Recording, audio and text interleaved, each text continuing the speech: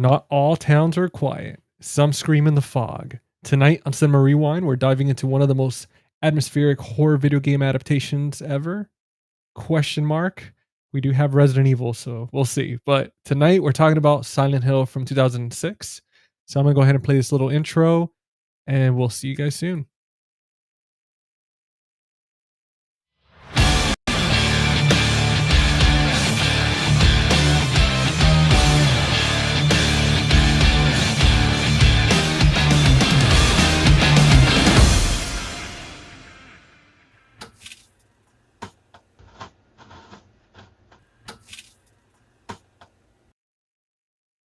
What's up, guys, and welcome back to Cinema Rewind.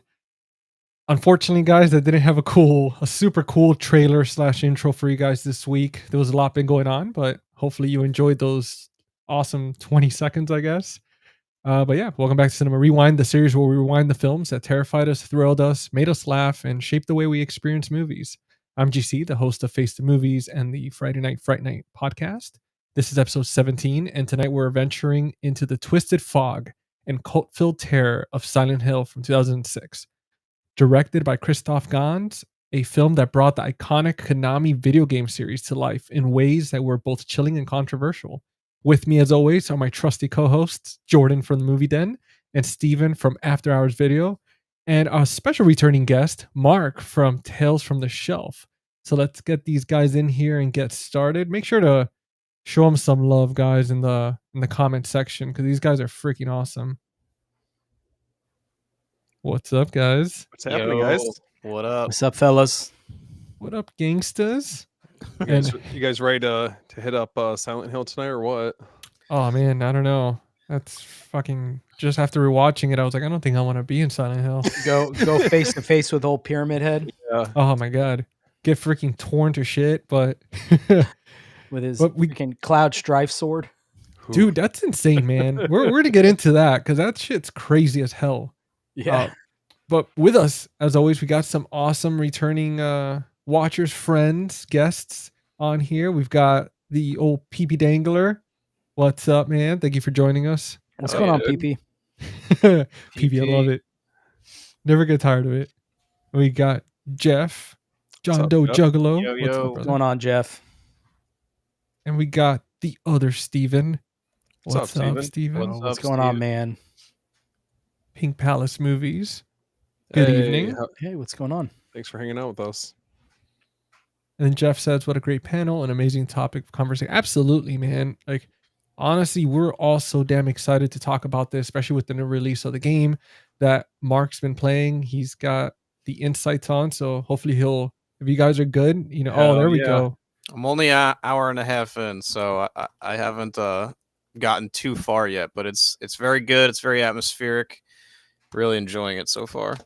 Dude, hell yeah, man. I'm excited to hear about it because I don't think any of us have touched it. I know I haven't, and I'm a big Silent Hill fan, so Same. I'm excited to hear about it. Now- Yeah. Oh, no, go ahead, brother.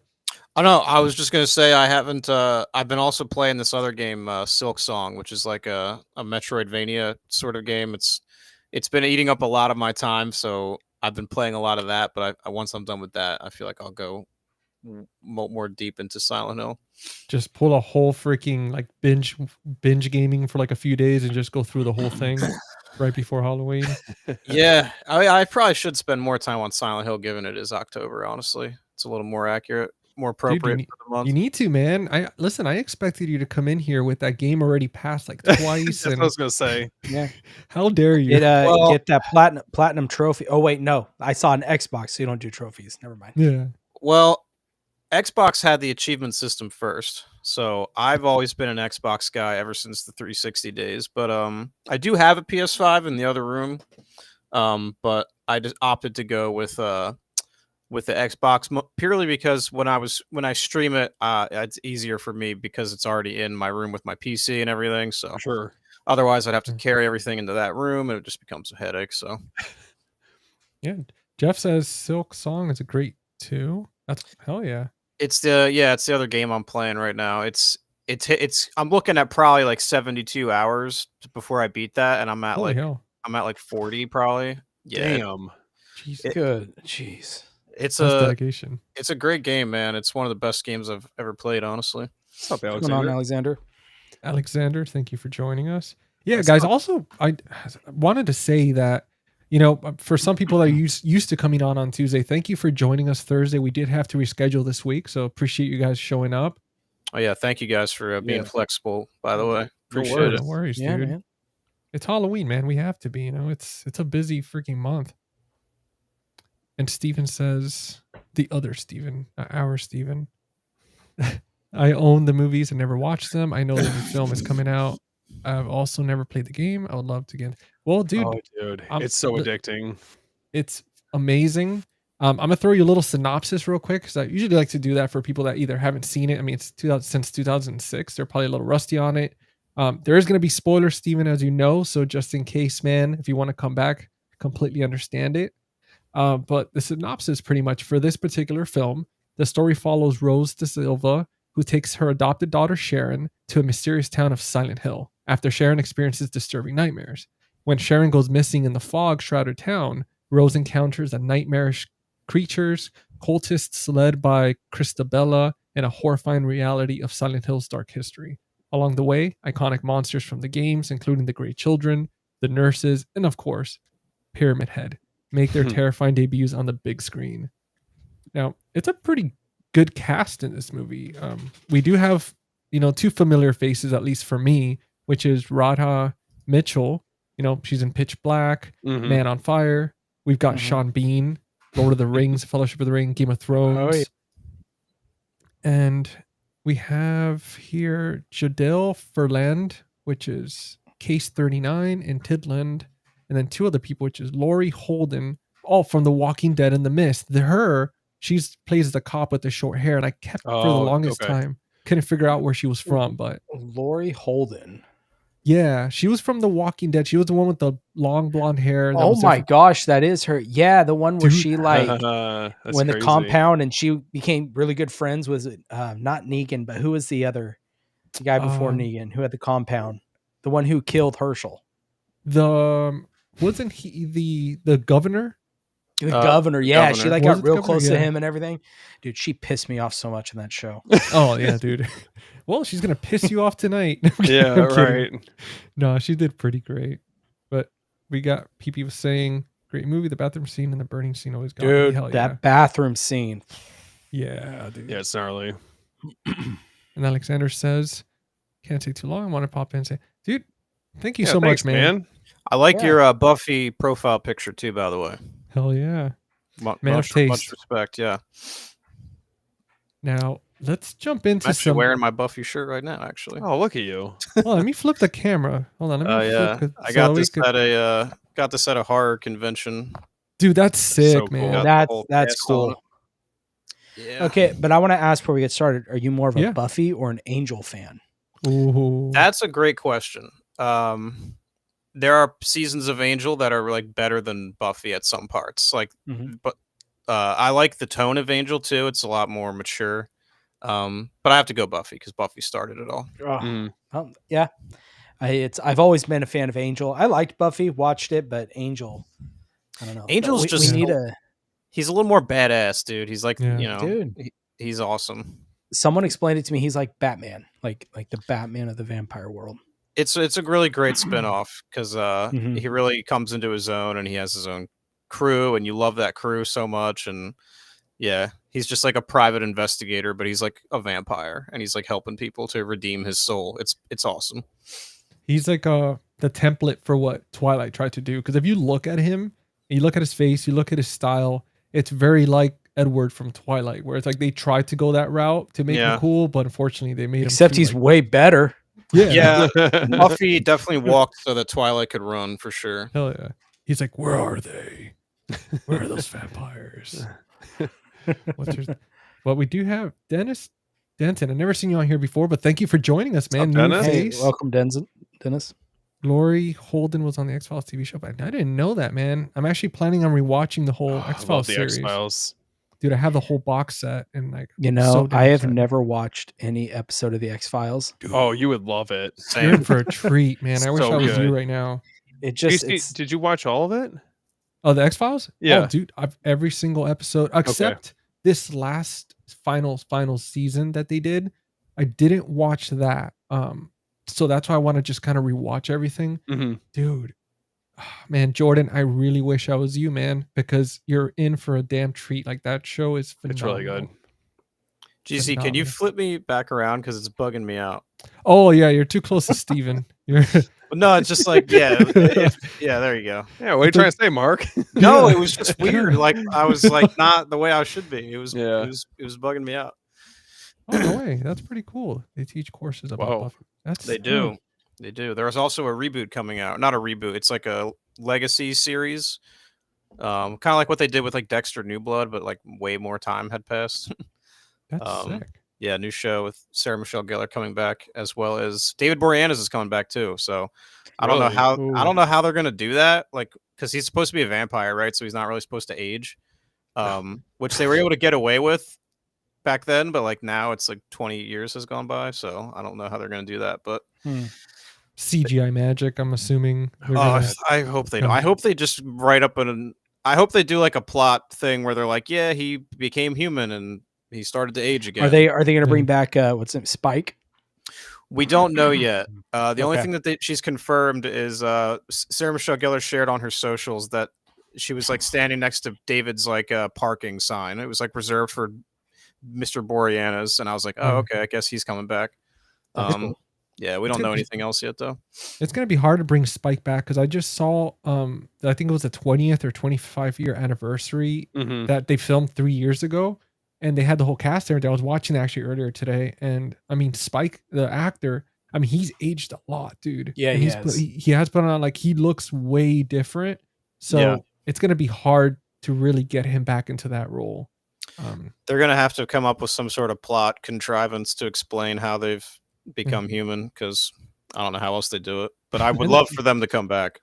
And the sister passed, the girl that plays his sister in real life passed away. Yeah, I mean, not real life. that was unfortunate. And then one of the guys, the guy who plays Xander, who's like a pretty main character, he's kind of had his problems with like substances. So I don't think I also don't even think he acts anymore. So I don't think he's coming back.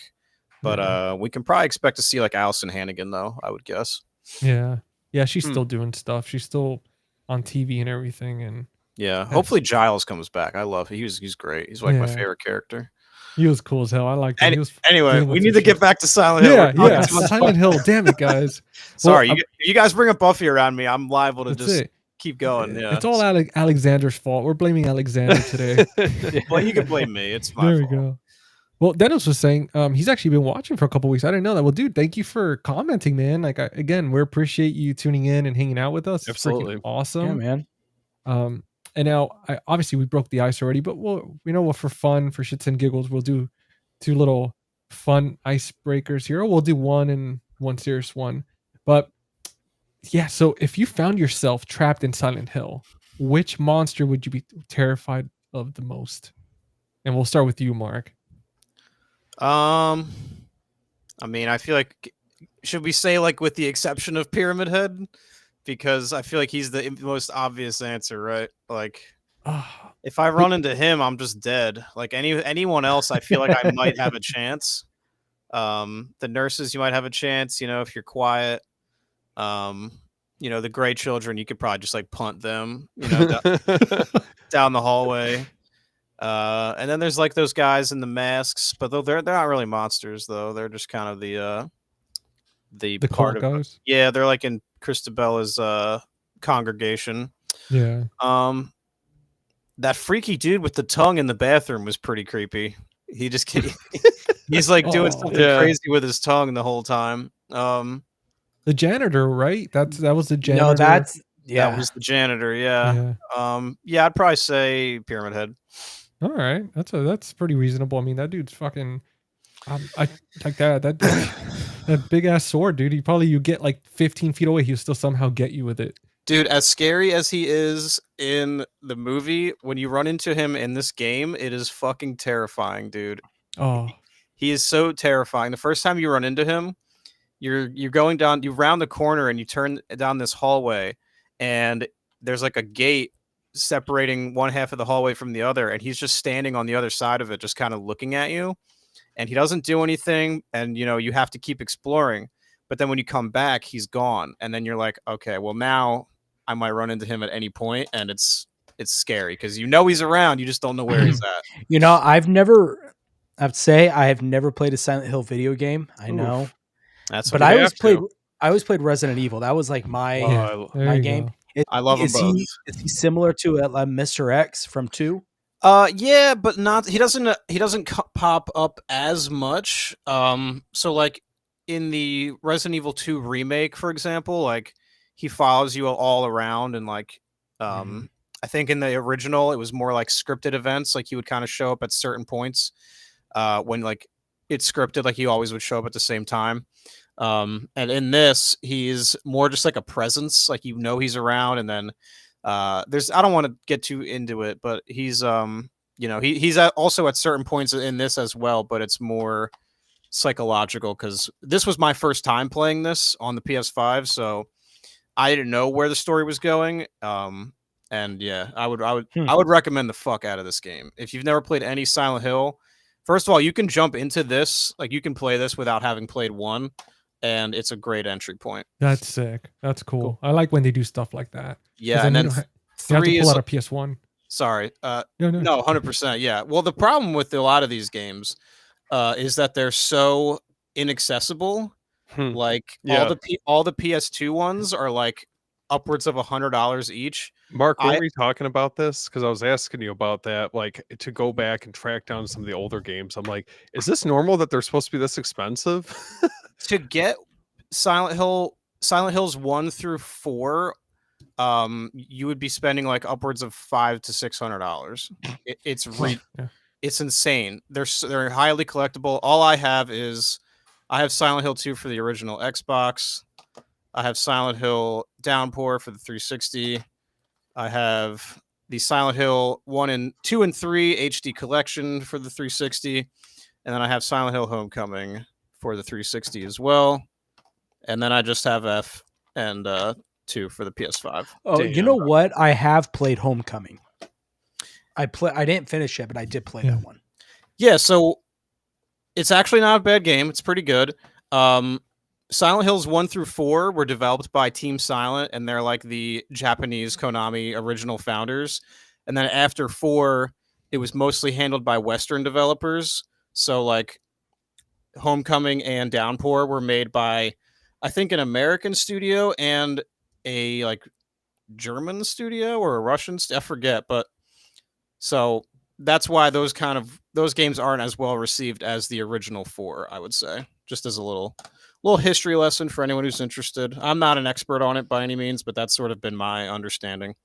Dude, well, I'll tell you guys this. I mean, if you're interested, obviously, Mark, you've got a sick Silent Hill game collection.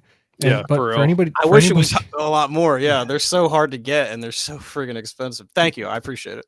No, dude, I was gonna say, I mean, because they're hard to get, because they're expensive, I'd say if you guys get yourself a little Raspberry Pi, I think it's like you could get one for like $60 now. Yeah. Install free emulator and just download them, and with you could get the original controllers, plug them in, and play them perfectly. Like if you had these consoles, I know I've got one, and it's been life-saving and financially saving because, dude, it's for sure. It's great because you could see if you actually want to own the game, yeah, and then if you can play it for free and you're like, wow, this is great, and you really love it, then you can make the decision to, purchase it if you want to, But I like having my physical stuff. I would get the games, but it's just so hard to be like, let me drop 150 right now. Oh, it's insane on a PS2 game, and it's like I'm never going to be in the mood to do that. So yeah, exactly, man. But Steven, who are you picking as? Or I get what creature are you picking as pure nightmare, terrifying fuel on your end? That's tough because I think if we're talking out of the games, and I'm sure like Mark would know this, the Abstract Daddy, dude, is fucking freaky. And then the Lying Figure are the two that I can think of off the top of my head. That, I mean, if we're drawing from the games, but I think obviously with the movie, I mean, they definitely put a lot of emphasis on Pyramid Head, with being this looming threat. I think the nurses are really creepy in the movie, at least. So if I had to pick one from the movie, it'd probably be the nurses or Pyramid Head, and then Abstract Daddy or Lying Figure from the actual games. Jesus. Well, I mean, dude, they made it hard because the nurses were hot, but then they were all like dangerous. Oh and yeah, I was like, damn. At least Yeah. in the movie, but So the reason they're actually hot is because James Sunderland, who's the protagonist of Silent Hill 2, his wife is like on her deathbed. Mhm. And so Silent Hill is like takes your inner trauma and like manifests it. So the hot nurses are like a representation of the guilt that he feels about his wife. Because it's so fucked up. Like these games are so existential and like psychologically horrifying. sure. And like and Resident Evil's like blow up this fucking monster with a rocket launcher and then escape on on a train. And it's like it's very like B-movie schlock. I mean, it's awesome. I love both of them. And then Silent Hill's like, what if the pain of existence was too much to bear? And it's like it's so same, like, man, same. yeah, it's crazy. So there's actually a reason why all this stuff looks the way that it does, that the movie doesn't get too into. They just don't have the time to explain it. Well, can I ask you guys, like, did you growing up or like ever at some point, did you guys ever watch Twin Peaks? Because this feels very much in the same vein. Like even with the games, the movie, it has like that very like ominous feel to it. You're trying to piece everything together with what exactly is going on. And I think that's why I love the Silent Hill games so much, just because it has a little bit of that DNA in it. But I don't know if you guys have ever seen it or not. But dude, I actually haven't seen it. I'm like Jordan with X-Files. I haven't seen it. dude, It's okay. I haven't seen Twin Peaks either. And I'm looking at it, and is Like, this the box set from Z to A? Yep. Yeah, that's a good one to okay. get. Oh, It's dude, got please. I think it has the movie too, right? Fire Walk with Me. Yeah, because you're It's gonna only- want that, and only you're gonna like want. $58. They Please. did another series called The Return. Oh, it's so good. So if you can get the original show, The Return, and the movie all in one, then you've got the whole thing. Yeah, because this one includes all 3 seasons, Fire Walk with Me, and over 20-hour special. Good for Dude, $58. That's pretty good. Just trust me on this. It will be the best investment you'll ever make. I promise. Yeah, it's very. I mean, dude. I mean, there's shows like The Office, like $100 and something bucks, and then this is like. Jordan, do it for me. attainable. I never ask for anything. Jordan, just do it for me, man. Do it for Movies Christmas. can wait, but Twin Peaks is forever. All right, well, I'll I'll have to send my money. As you guys saw my last unboxing video, I'm not swimming in cash right now. Dude. Guys, if you know what, I need everybody to drop off this live stream. Go watch Jordan's Hell yeah. unboxing of Nightmare on Elm Street real quick, then come back. Do that. Get those numbers. Finish Pump this those first. numbers. Get that AdSense revenue, baby. Yeah, I'm man. Hey, I need to pay this collection off, this Nightmare on Elm Street But, box Jeff- set off. So Jeff Oh, is yeah. right. The Z to A series has it all, or the box set. There we That's go. all you need. all right, Well, all right. looks like- You guys looks like sold we'll me. do it. I'll be on the lookout. Now, Jordan, as for you, last but not least, I know you haven't played the games, but as far as for the movie, which of the monsters or I guess creatures terrified you the most? Well, I think obviously, I mean, I've known who Pyramid Head was before even ever seeing this movie. He's kind of just a cultural icon in horror, is Pyramid Head. So obviously, I think the obvious answer is Pyramid Head. Negating him, for me, it's the janitor. Yeah, Mm. dude. And ironically, the same actor played both of those characters. But Oh shit. yeah, but still, yeah, the janitor. If not for Pyramid Head, it'd be the janitor. What do you guys think about the creature that shot acid? To me, that one kind of freaked me out because Yeah. like getting Was- shot was- with acid sucks. Was that the one that was like this armless, tall creature that was out? They were outside of the That's the building? lying figure, right? Is that what that one's? Is Yeah, that it was what called- Spit it It- on the cop, and that's when she had to take off her helmet. And Yeah. okay, slowly undressed? She was like, "Oh well, I've got acid on me." I mean, Yeah, that's Take the this- lying figure. Yeah, just like there's a couple different variations of that across the different games. There's one that like shoots like smog, but it's Mhm. it's just that dude with the no arms and like a wound in his chest that So like shoots. creepy.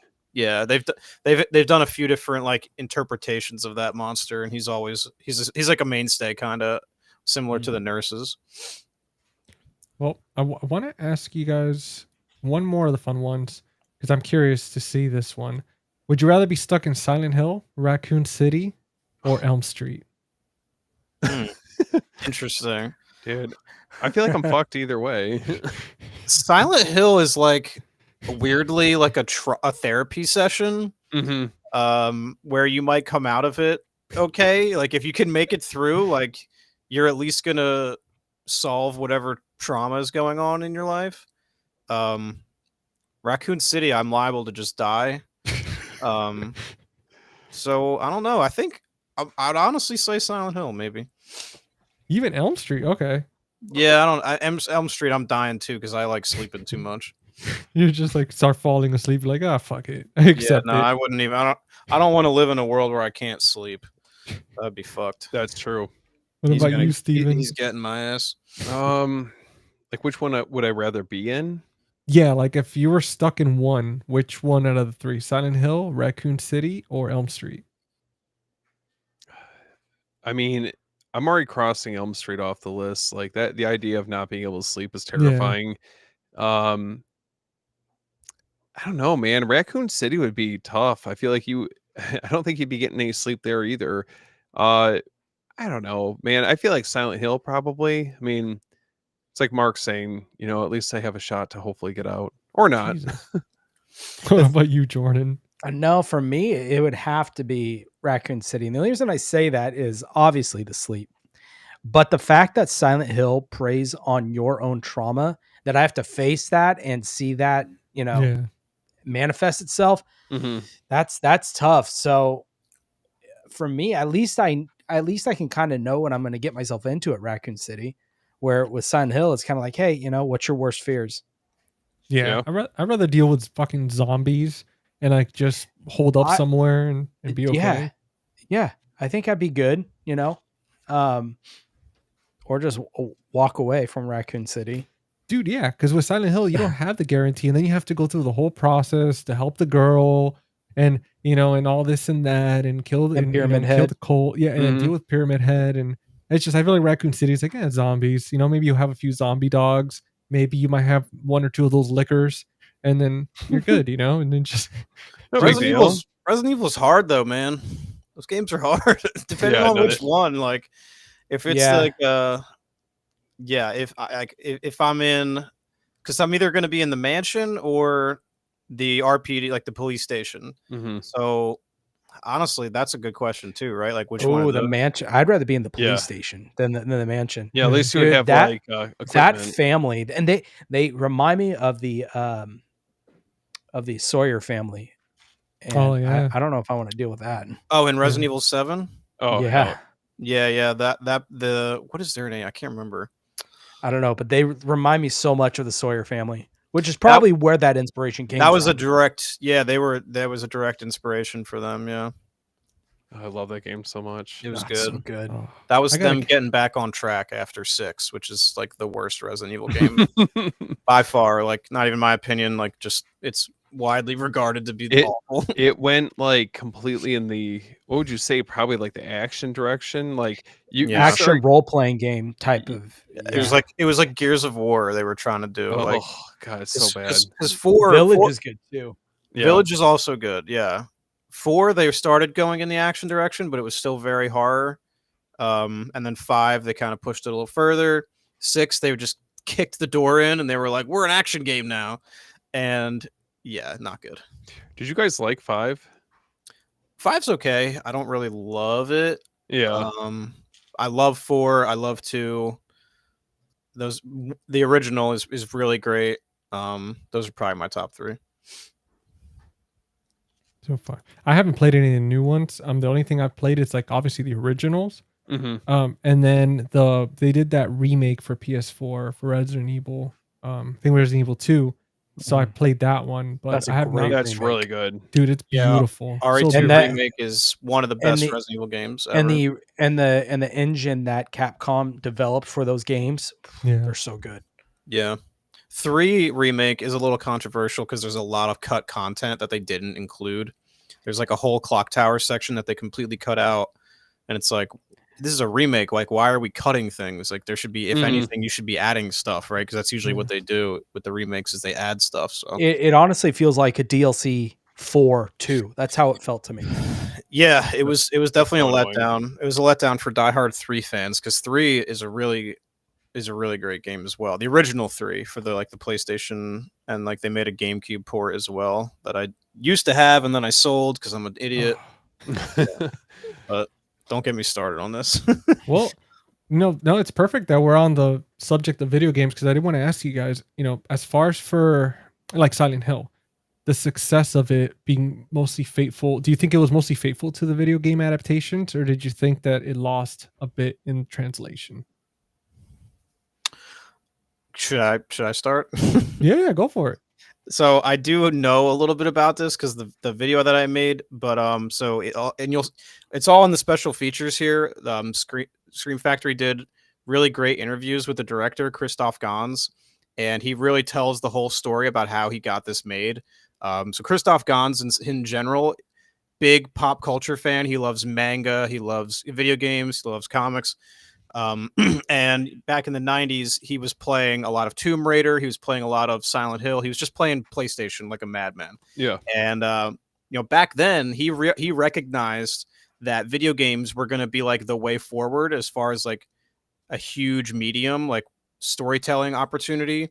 We're seeing it now with like the Last of Us and like Fallout, all these big popular, video games that have become properties. So he was ahead of his time because he recognized all of that like way before anyone else. And he got in contact with Konami because he really wanted to make the Silent Hill movie, and he was the right guy for it because he is a gamer. He loves this shit just like we do. And he made himself a VHS tape. He recorded himself kind of giving his pitch for how he would approach it. And he like subtitled it in Japanese, and he sent it off to the developers. And wow.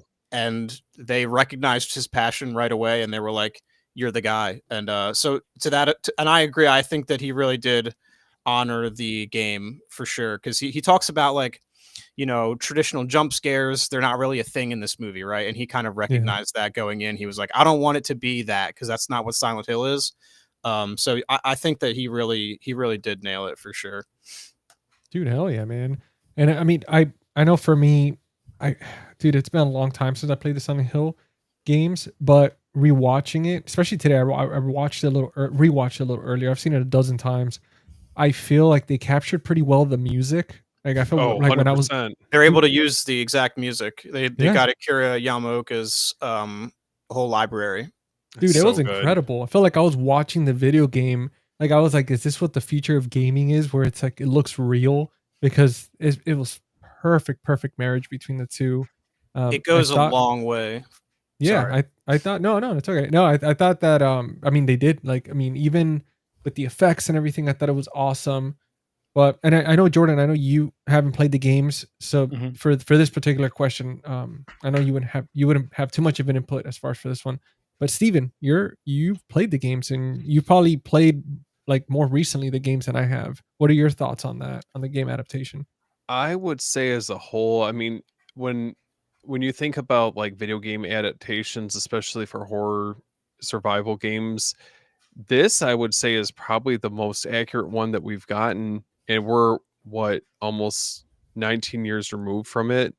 I think that this film does a lot right with not only capturing the aesthetic of how I feel when you're going back and returning to the games, like what that's like, the music, the kind of like I feel like the way that the plot for this movie kind of unwinds, you're trying to figure out what exactly is going on. You're piecing everything together. It's in a lot of ways like very parallel to how the games feel when you're going through them. They drew upon like the various like creature designs from the games. So I love this movie. Upon rewatch, it definitely gave me like a newfound appreciation for it. And I would love to see them, maybe some point down the line do a 4K for this. Yeah. Well, Yeah. it's funny. Me and Mark were talking about that behind the scenes about the 4K. Because obviously 2006, rewatching this. I haven't seen the Scream Factory one. Like this is the one that I have, the original.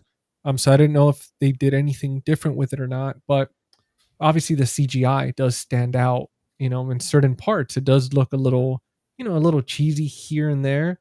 So we were talking about like wondering if the 4K would make it look worse, or if it's best to be left like on Blu-ray to preserve I that. was watching it when I watched this Blu-ray, and honestly, to me, it still holds up really, really well. Yeah. Agree. I mean, I don't know what kind of transfer they did, if they even did one, if they got didn't do a transfer.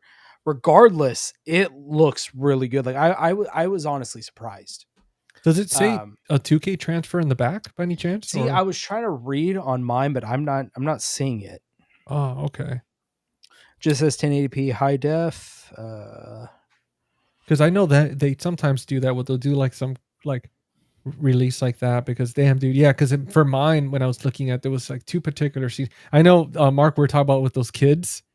I was gonna say that's really the only stuff that, in my opinion, doesn't look great. I think the transitions from Silent Hill to the other world, where it's like that rusted industrial hellscape, all those transitions, like those still look really sick. Like I think especially in the beginning when Sharon is like overlooking that big precipice and then the camera like zooms down and it takes you like into that other world, like that transition looks great still. Yeah. But it's really just those gray children. I guess that's what that's what I'm going to call them. I think, but the molten kind of kid things. But then you could also just say they kind of just look like video game graphics. So maybe it works. I don't know.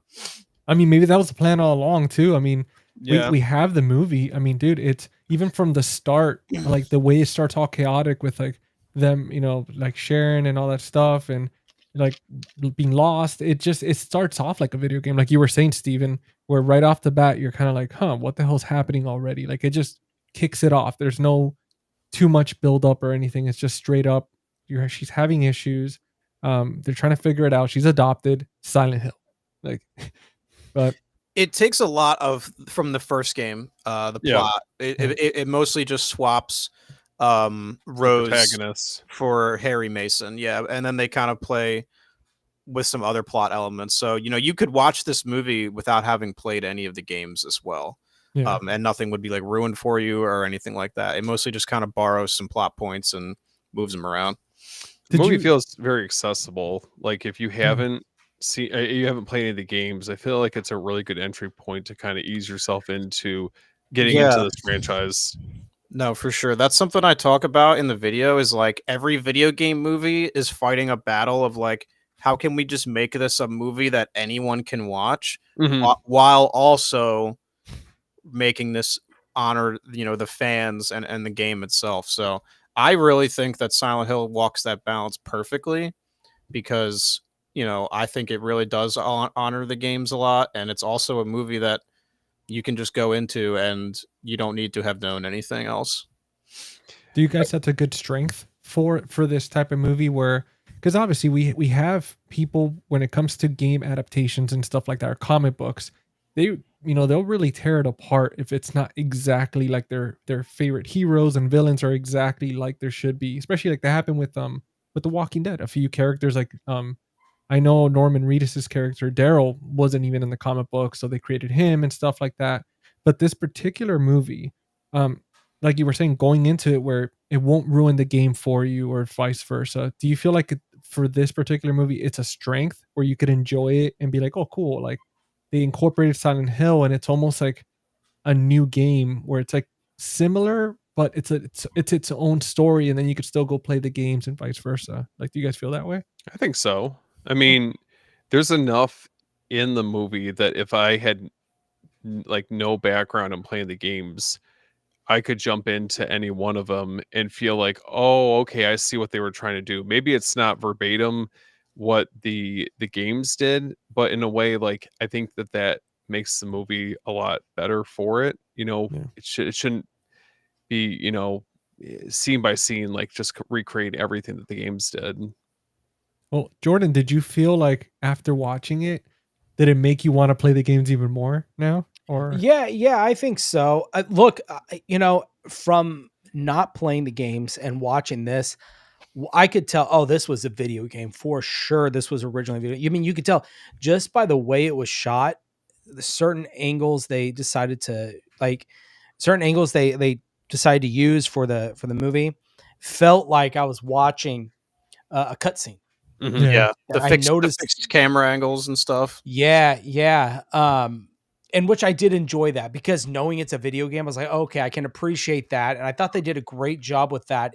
I think it did a really good job at walking that line between this is an actual movie and this is also a video game movie as well. They're two different things. And I think they, from not playing the games, I should say, to me, I think they did a good job at, kind of playing both sides very well.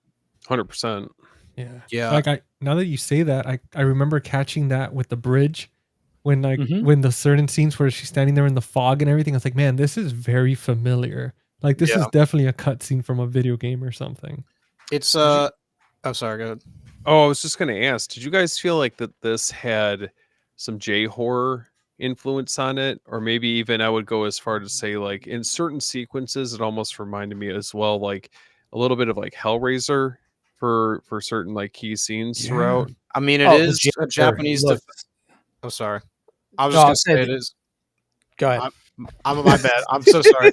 I was No, just you're gonna say it is Japanese developers, so I could totally see Yeah. J horror influence. Sorry, that was all I was gonna say. No, and I was gonna, piggyback off of what Steve said about Hellraiser. Yeah, I mean, the janitor looks just like a Cenobite straight out of Hellraiser. Mhm. For sure. Especially when she comes out of that descending from hell and all the barbed wire and everything. That's so fucking Dude, sick. that Dude. scene at the end with that music is so fucking creepy. This movie's actually creepy. Like, Yeah. Oh yeah. there's so many scenes in it that are like actually fucking skin crawling. Like the scene when Pyramid Head rips that girl's whole skin off Oh my god. and dude, yeah. throws it at the fucking church window. Like that scene. First of all, the way they filmed it, I don't know how they did it, but it almost looks like a Renaissance painting. Like it's very, it's creepy as hell, and it just looks so.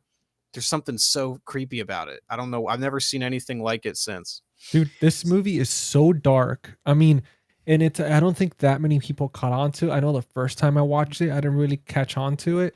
But for example, the whole thing with the janitor and and Alyssa, like that incident, you really have to pay attention to catch what they're trying to say. And then Because they don't say it outright. Yeah, dude, exactly. They don't say outright, the whole situation, and then the cult aspect, it being kind of like hell, and like the amount of like I felt like I got tetanus watching the movie. The amount, like everything was just covered in rust. Like it was just an app. Talk about if the Pyramid Head and the creatures don't get you, tetanus will. I promise you. Yeah. It's funny you asked if it made me want to play the games. Honestly, in that end scene, which I forget the girl's name, the one who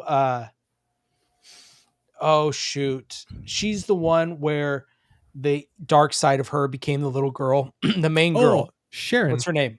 Yeah, Sharon. Alessa and Alyssa. Yes. Okay. When at the end, when she raises up, that whole scene and everyone is trapped, dude, it made me want to watch Carrie. Reminded me exactly of Carrie.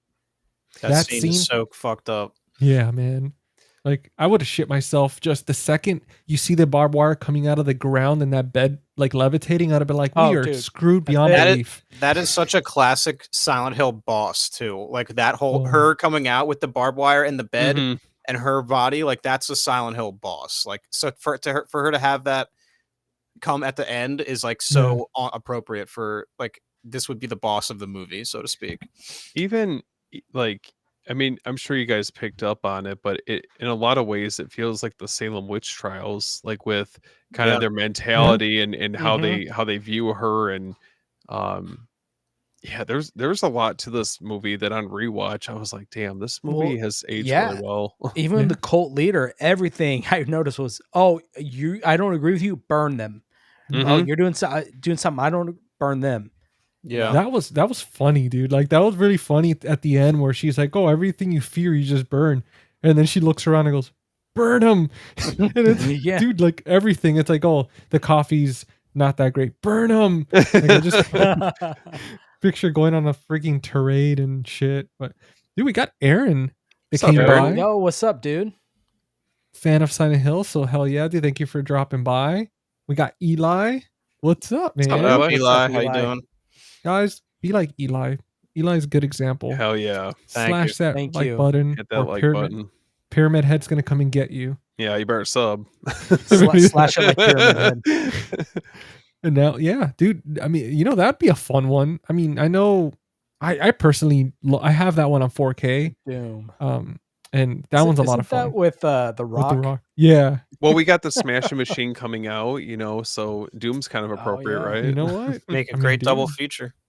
Hell yeah, man. No, I mean, I don't know well, about. I'm not going to go as far to say that. maybe we got like a theme going on here, video game adaptations, but no, dude, this one's fun, man. Like, it's creepy as hell. It's uncomfortable. I mean, Mark, you said it best, dude. Like, it really is. Like, dude, this shit is like creepy as hell, man. Mhm. Like, Silent Hill's always known for like they're not afraid to touch taboo subjects that like other games just wouldn't touch. Like yeah. Steven mentioned Abstract Daddy earlier. I'm not going to get too into detail about that, but like you might be able to infer just kind of based on his name. Like there's some essay like implications there. Like that's in Silent Hill 2, by the way. So like there's this character that James interacts with throughout, and she's like very much traumatized by something, and then you find out it's her dad, Abstract Daddy, and it's like Silent Hill has always like been like that's what they do, is like they will go into the fucked up stuff and like bring it up to the surface. So that's why these games are so like like the fan base is so passionate, because like they help people through stuff like in ways that Resident Evil, you're just not getting there to those same places emotionally, Well, the games feel like an experience. Like, I don't know how to describe it. Like, you're locked into this world and you're dealing with kind of like very like touchy subjects throughout it. But for sure, that's the best way to put it. Is they're very touchy subjects that like you're not going to get that in, I don't know, BioShock or Gears of War. Like, you're not getting that kind of stuff. It's cathartic almost. For sure. What I noticed with this movie too is it deals with has a lot of religious themes throughout it. Yeah. Obviously with the church. I mean, there was a lot, and I was catching, there's like the cross at the beginning. I did notice too, and I don't know, and I could be reading into this, but like even the names, Rose and Sharon, that's straight out of the Bible. That's what they call Jesus. He is the Rose of Sharon.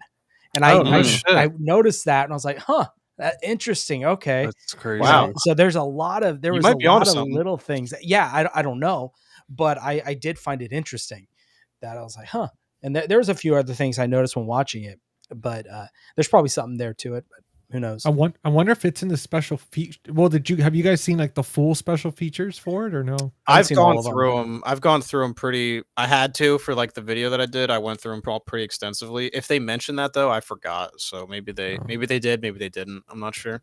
Well, guys, I do want to say for everybody watching, the video that Mark's referring to, he did a fucking sick deep dive. Thank you. So I did link that in the description of this live stream, and then at the end I'll put it in the chat as well. But I mean, go check that video out. Let's get some views on it. I mean, really enjoy it. Take your time with it, because obviously we're talking about it and stuff now, but we're not gonna deep dive as deep as Mark did, and he did such a phenomenal job that try to reinvent the wheel. No, I appreciate it, and I try not to. I don't want to repeat too much of what I say here that I already said there, but wherever it comes up, I'll say it. But no, it's I'm not a Silent Hill expert, but there are some of the games that I haven't played, but I am a big fan of the franchise, and the video was just cool because like my goal was to kind of just go through it, kind of plot point by plot point, and then wherever comparisons or like influences from the game pop up, to just kind of point them out and be like, they were doing this from this game, and that was sort of my goal with it. So I was able to use a lot of game footage and stuff. So I really am proud of that video. It got hit with some copyright shit. Might have that might when I first made it and I Oh, uploaded okay. it was good for like an hour, and I was like, sweet, it passed. And then YouTube's like, actually, no, it didn't. Son then- of a. And then I was like, fuck. And that was like my first real experience with like copyright disputes. So like I was scared of Right. getting a copyright strike. I was like, do I dispute this? Do I don't? So that might have contributed. I mean, it also could have just not performed well. Totally possible, but I think that the copyright stuff really fucked it. So I appreciate you mentioning it, GC. Yeah, dude, and I just put it in the chat right now, so at least it's there. We'll pop it back in at the end. But no, Thank dude, you, I mean bro. that's when we talked about this movie. We're obviously Jordan had seen it recently, but with all of us, we're fans of it and stuff. And then when you mentioned, dude, that you made that video, I was like, dude, this is perfect because I mean, obviously, we got someone that out of our group. It's kind of like an expert when it comes to Silent Hill. The I guess leading so, authority. yeah, The sure. lead- I mean, yeah. I accept this position, humbly, and I will carry that burden. No, I'm just kidding. Marcus is one of the few people to come back from Silent Hill. Yeah, I And guess to so. live to tell the tale. Yeah, I I mean- keep going back though. It's addicting. Dude, that's why when I put That's it on the funny. story, I was like, "You're our tour guide, man. Listen, I mean, tonight, Yeah. you're holding our hand and taking us to the promised land over here." Well, that's the thing, right? Like anytime I do a deep dive video like that, like the first one I ever did was Sleepwalkers. That was the first video I ever did on my channel back in like 2022. The Mick Garris Sleepwalkers movie. Kind of like Silent Hill, right? Yeah, and I was like, I'm gonna start off with a movie that I like, but I don't love. That way, I'm gonna continue to get better at this, right? I'm not gonna do Halloween as my first video because it's gonna suck. And the Sleepwalkers video does suck. But what you learn when I'm writing those scripts is that I go into it and then I start like picking it apart and I find more things than I even thought were there initially. And that's what happened with Silent Hill. Like that's how I kind of got to be so, I guess you'd say, educated on it, where you're like, you live with, I watched it like twice for the video. So like I was pretty much there, I was immersing myself. Dude, That's awesome. That happened to me. One of my first videos. I'm obsessed with this movie called Banshee Chapter. Oh, I swear, if you were going to say "as above, so below," GC, I thought about messing with you, but This gets brought up at least once a day. at least once. But no, dude, I did this like deep dive with Banshee Chapter, and let me tell you, like, that movie, out of the many movies that I've seen in my life, that's one that it's like slightly based on true story, but that movie creeps me the hell out every single time. And I went on this whole deep dive, and every time I kept looking into things, I kept getting, like you were saying, Mark, like more and more, finding more things. And Right. it's not the best looking video, and it's the audio's not its best, but I was like so damn proud of it because it's how creepy it was and all the info I was able to find. For sure. see, was that the movie you were telling me about? And the cover's got that old dude on there or something. I think so. Yeah. I may have sent it. Yeah, where it's like a sort of like person or something, and then there's like little people in there screaming and stuff. Banshee Chapter. Let me look at it. Yeah, Banshee Chapter, and not that many people know. Yeah, about it. that's the movie I remember you. Dude, that movie You were talking to me is about. so like if you guys want to be uncomfortable, especially with like based on true story stuff, like watch this movie. It has. Maybe I'll do it for my October watch list. Dude, let me know, man. Let me know if you like it and all that, because I recommended Steven, not you, Steven, but Movie Odyssey Steven. I think he it's on Tubi actually, if I'm not mistaken. So, you'll be able to watch it for free on there. Nice. But and then Alexander says something nice. Thank you, Alexander. Appreciate that.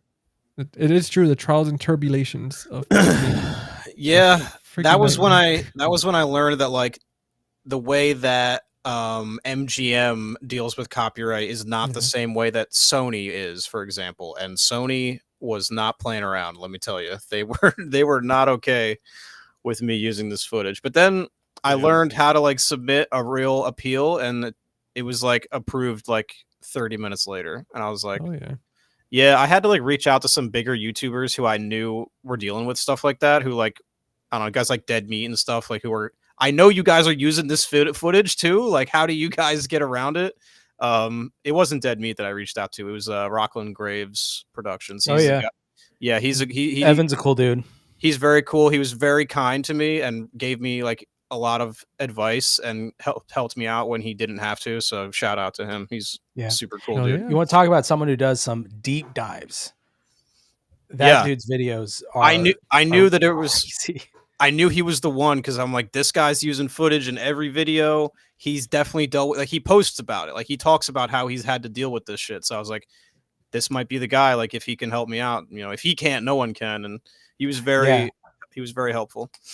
And listen, we're gonna be Listen, guys, like screw WB and all these big companies that are trying to like let people from not making content. No, get flagged. Yeah, we're getting flagged already. No, but go subscribe to Mark. Go check out the video. I mean, thank you, man. I appreciate it.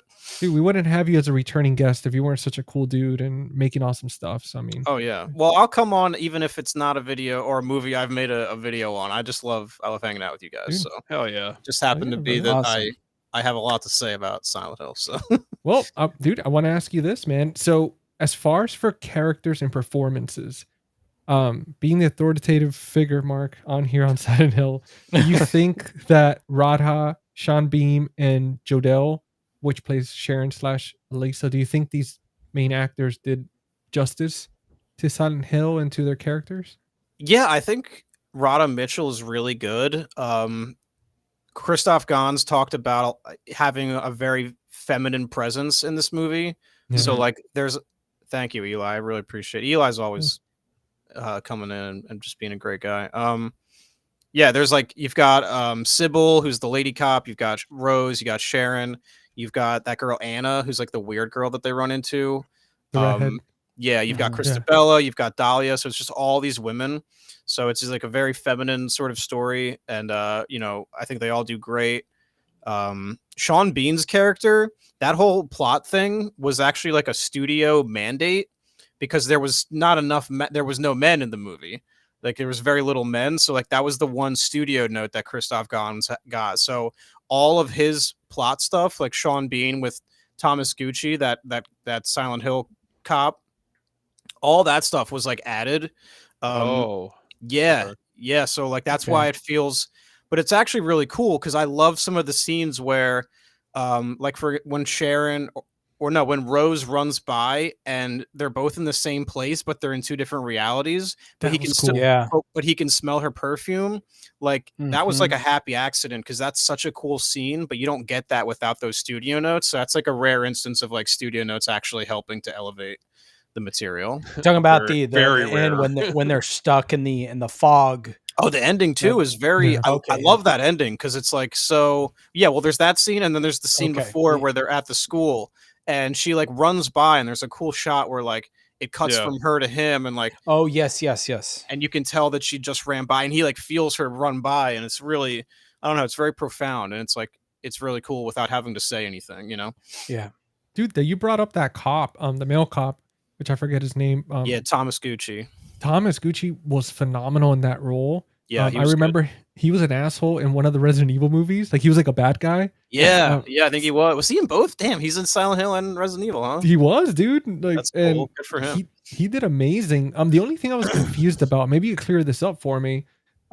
So remember the flashback scene in Silent Hill where he's carrying Alyssa after she's all burned? Mm-hmm. Dude, he looked exactly the same. Yeah, that's just like bad.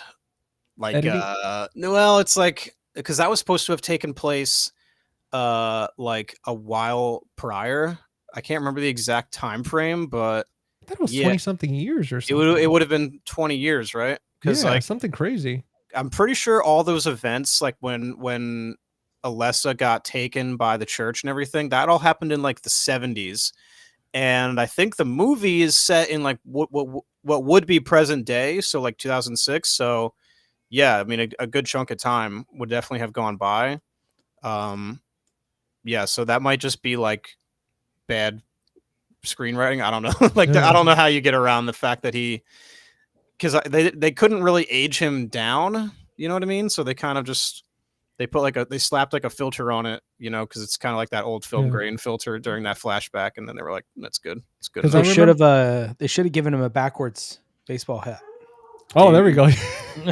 That's the trick, man. Cap, man, that's always that's the way to do it. That's the cheat code, dude. Because I was thinking when he's carrying Alyssa's carrying, imagine that when he's carrying Alyssa's body, and like the camera zooms in when she puts her hand on his shoulder, and then I was thinking, I was like, did she do something to keep him from aging to kind of protect from people going into Silent Hill or something? Or I don't know. I was just thinking something crazy like that kept them like youthful.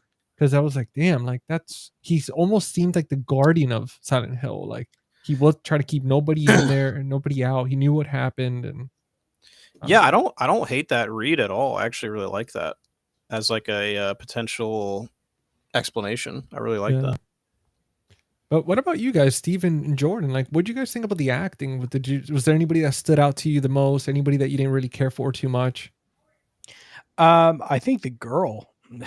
Oh, the little girl. the little girl. Oh yeah, yeah, she did amazing. She did great, and because she played both characters. Yeah. Yep. And the way she was able to do both, I thought was great. I was surprised. Yeah, when it came to playing Alyssa, definitely with Sharon. I mean, she didn't play Sharon too long.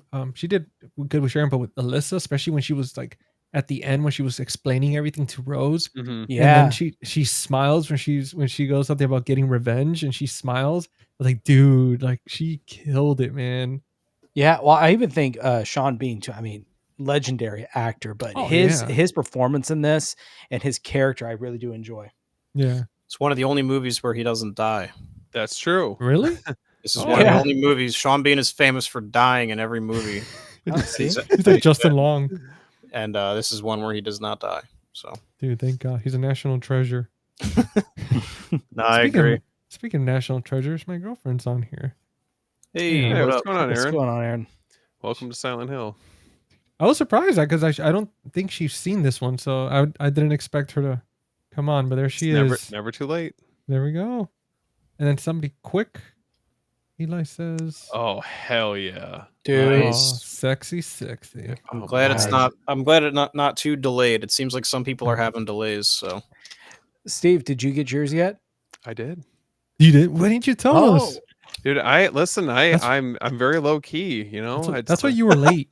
Yeah, Steven's moving in silence right now. Yeah, that's Freddy He's Krueger. Making moves, man. He's there doing reels. He's getting ready. Man, listen, I'll tell you what, the box set's really nice. I came in. Nice. I came in front. I was telling one of my buddies that I feel like the last time I got this excited about a release was like the Scream Factory Friday the 13th box set.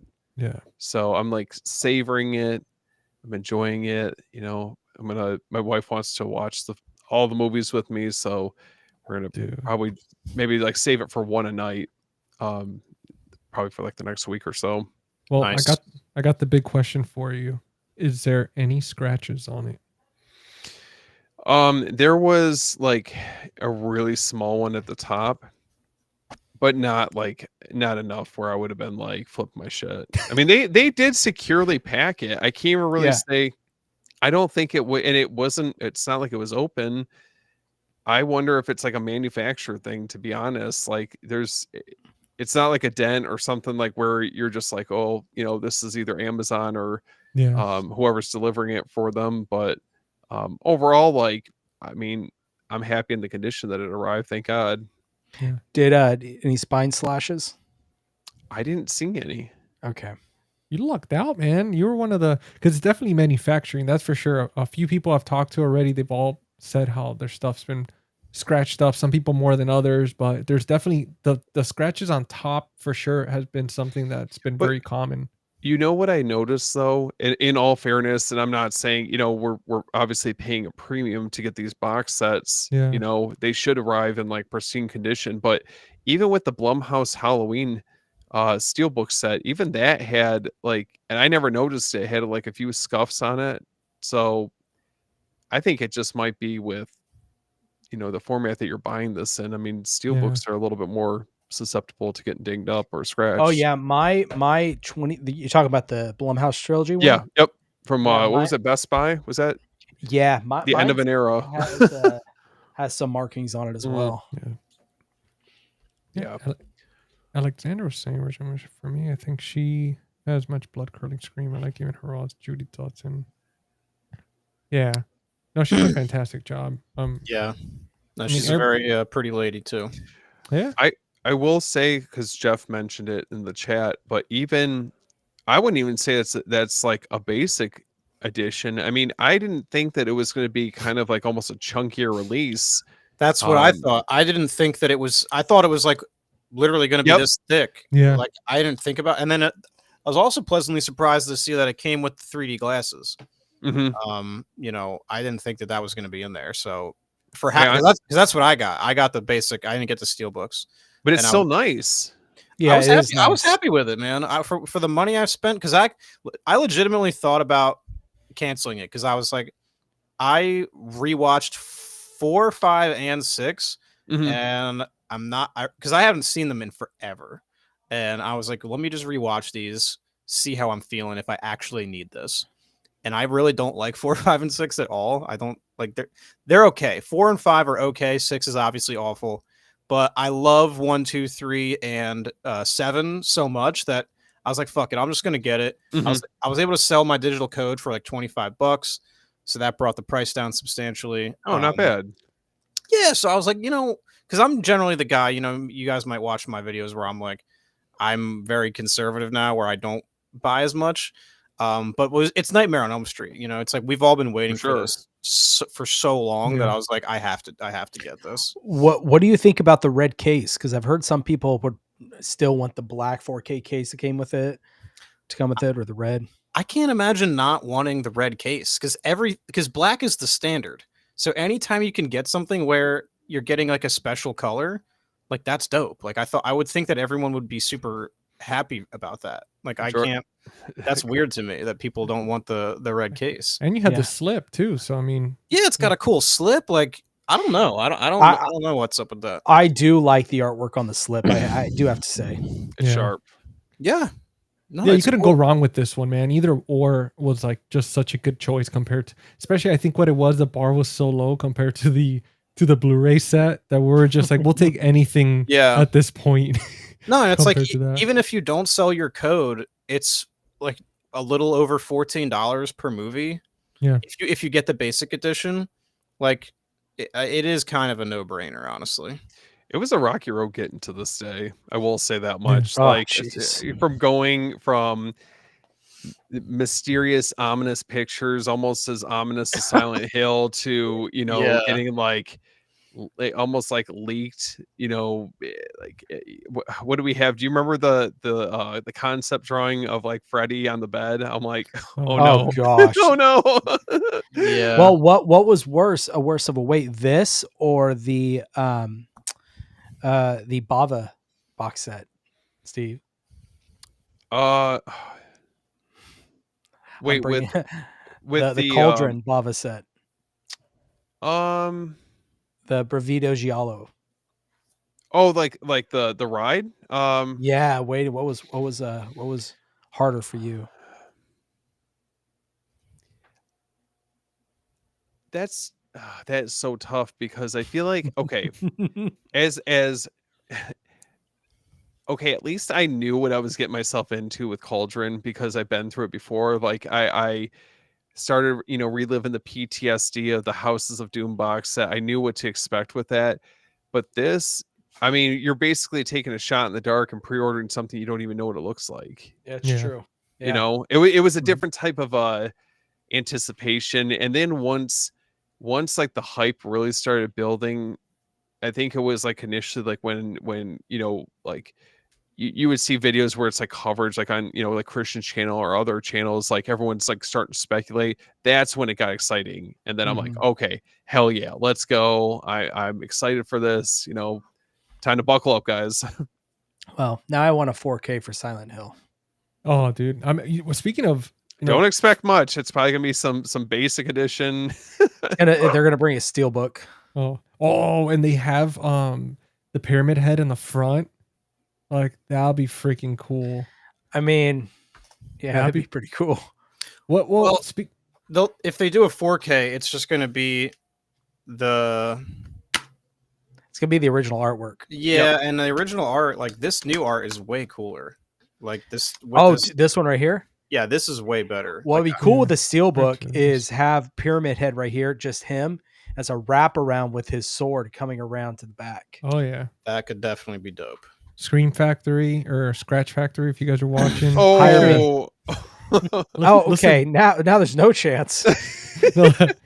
No, you know what it is? We need somebody to go and buy the Blu-ray like tonight, so that way we could they could release the 4K. That's Mhm. okay. That's what I we bought need. this a couple weeks ago. So Oh, so it's gonna happen then. Okay, for sure. What about the I think it'd be kind of cool if they did for the 4K to do the one where it's like all white and like you just see the figure like walking in like the fog.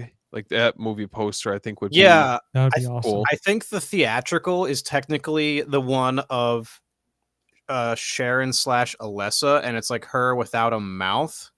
If you guys know Oh, that yep, poster, yep. Oh yeah. yeah, I think that's technically the theatrical art. Yeah, this one. Yeah, I think it would be. I think that's what they would do, honestly, because I think They- technically that's what they do, right? Like the opposite is for you know, 4Ks with Yeah. no reversible artwork. yeah. So they would. Damn. Do What that they art. should do would be cool is do like a light and dark variant. You can pick which one you want for Silent Hill. That'd be pretty cool. Dude. That would be Well, nice. Well, talking You got- about variants in Silent Hill. Well, first we're gonna say hi, Paula. Thank you for joining us. What's up, Paula? Hey, what's going on, Paula? Now, as far as for Silent Hill, right? We know there's a new movie coming out.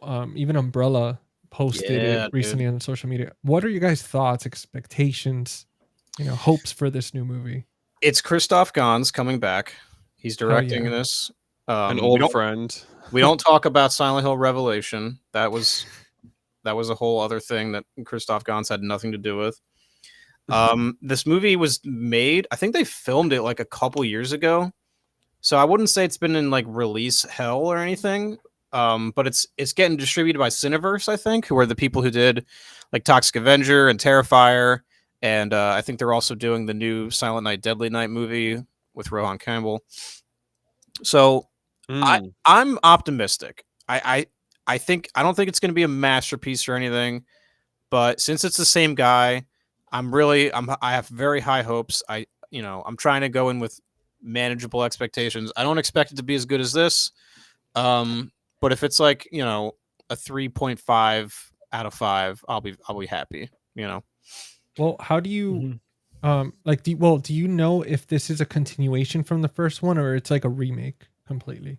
So in the same way that this movie is almost like a loose, this is like a cover of the first game, like a cover song of the first game. That's a good way to put it. Yeah. It seems as though the next one is going to be a cover of Silent Hill 2. That's like based on the characters that we know are in it, like James Sunderland and Maria are straight up in it. Like it's actually probably going to go more of a direct approach or a direct adaptation as opposed to this being sort of a cover, like I said. So yeah, it's going to be doing some Silent Hill 2 stuff. So What is nice is hearing that it's coming from that, the same production company that put out Terrifier, Toxic Avenger, that they're going to let him do what he wants and what he feels like should be in the film. Can't believe that's coming out in January. I know. Yeah. Do you know what I'm hoping for the new one? Because obviously with this one, with this version, all the monster designs and everything was practical effects, and the actors were in prosthetics, so there was no CGI whatsoever. Obviously, besides like little world stuff, because I don't think they could conjure like the world changing like that. But I'm hoping that the new one doesn't rely on CGI like that. I hope they keep that with the prosthetics and the practical effects. Well, if you look at like Toxic Avenger, the new remake, that was all practical with Peter Dinklage was put in. You look at Terrifier, that's all practical stuff. So I think we have a good chance of it being mostly practical. Yeah, that would be amazing.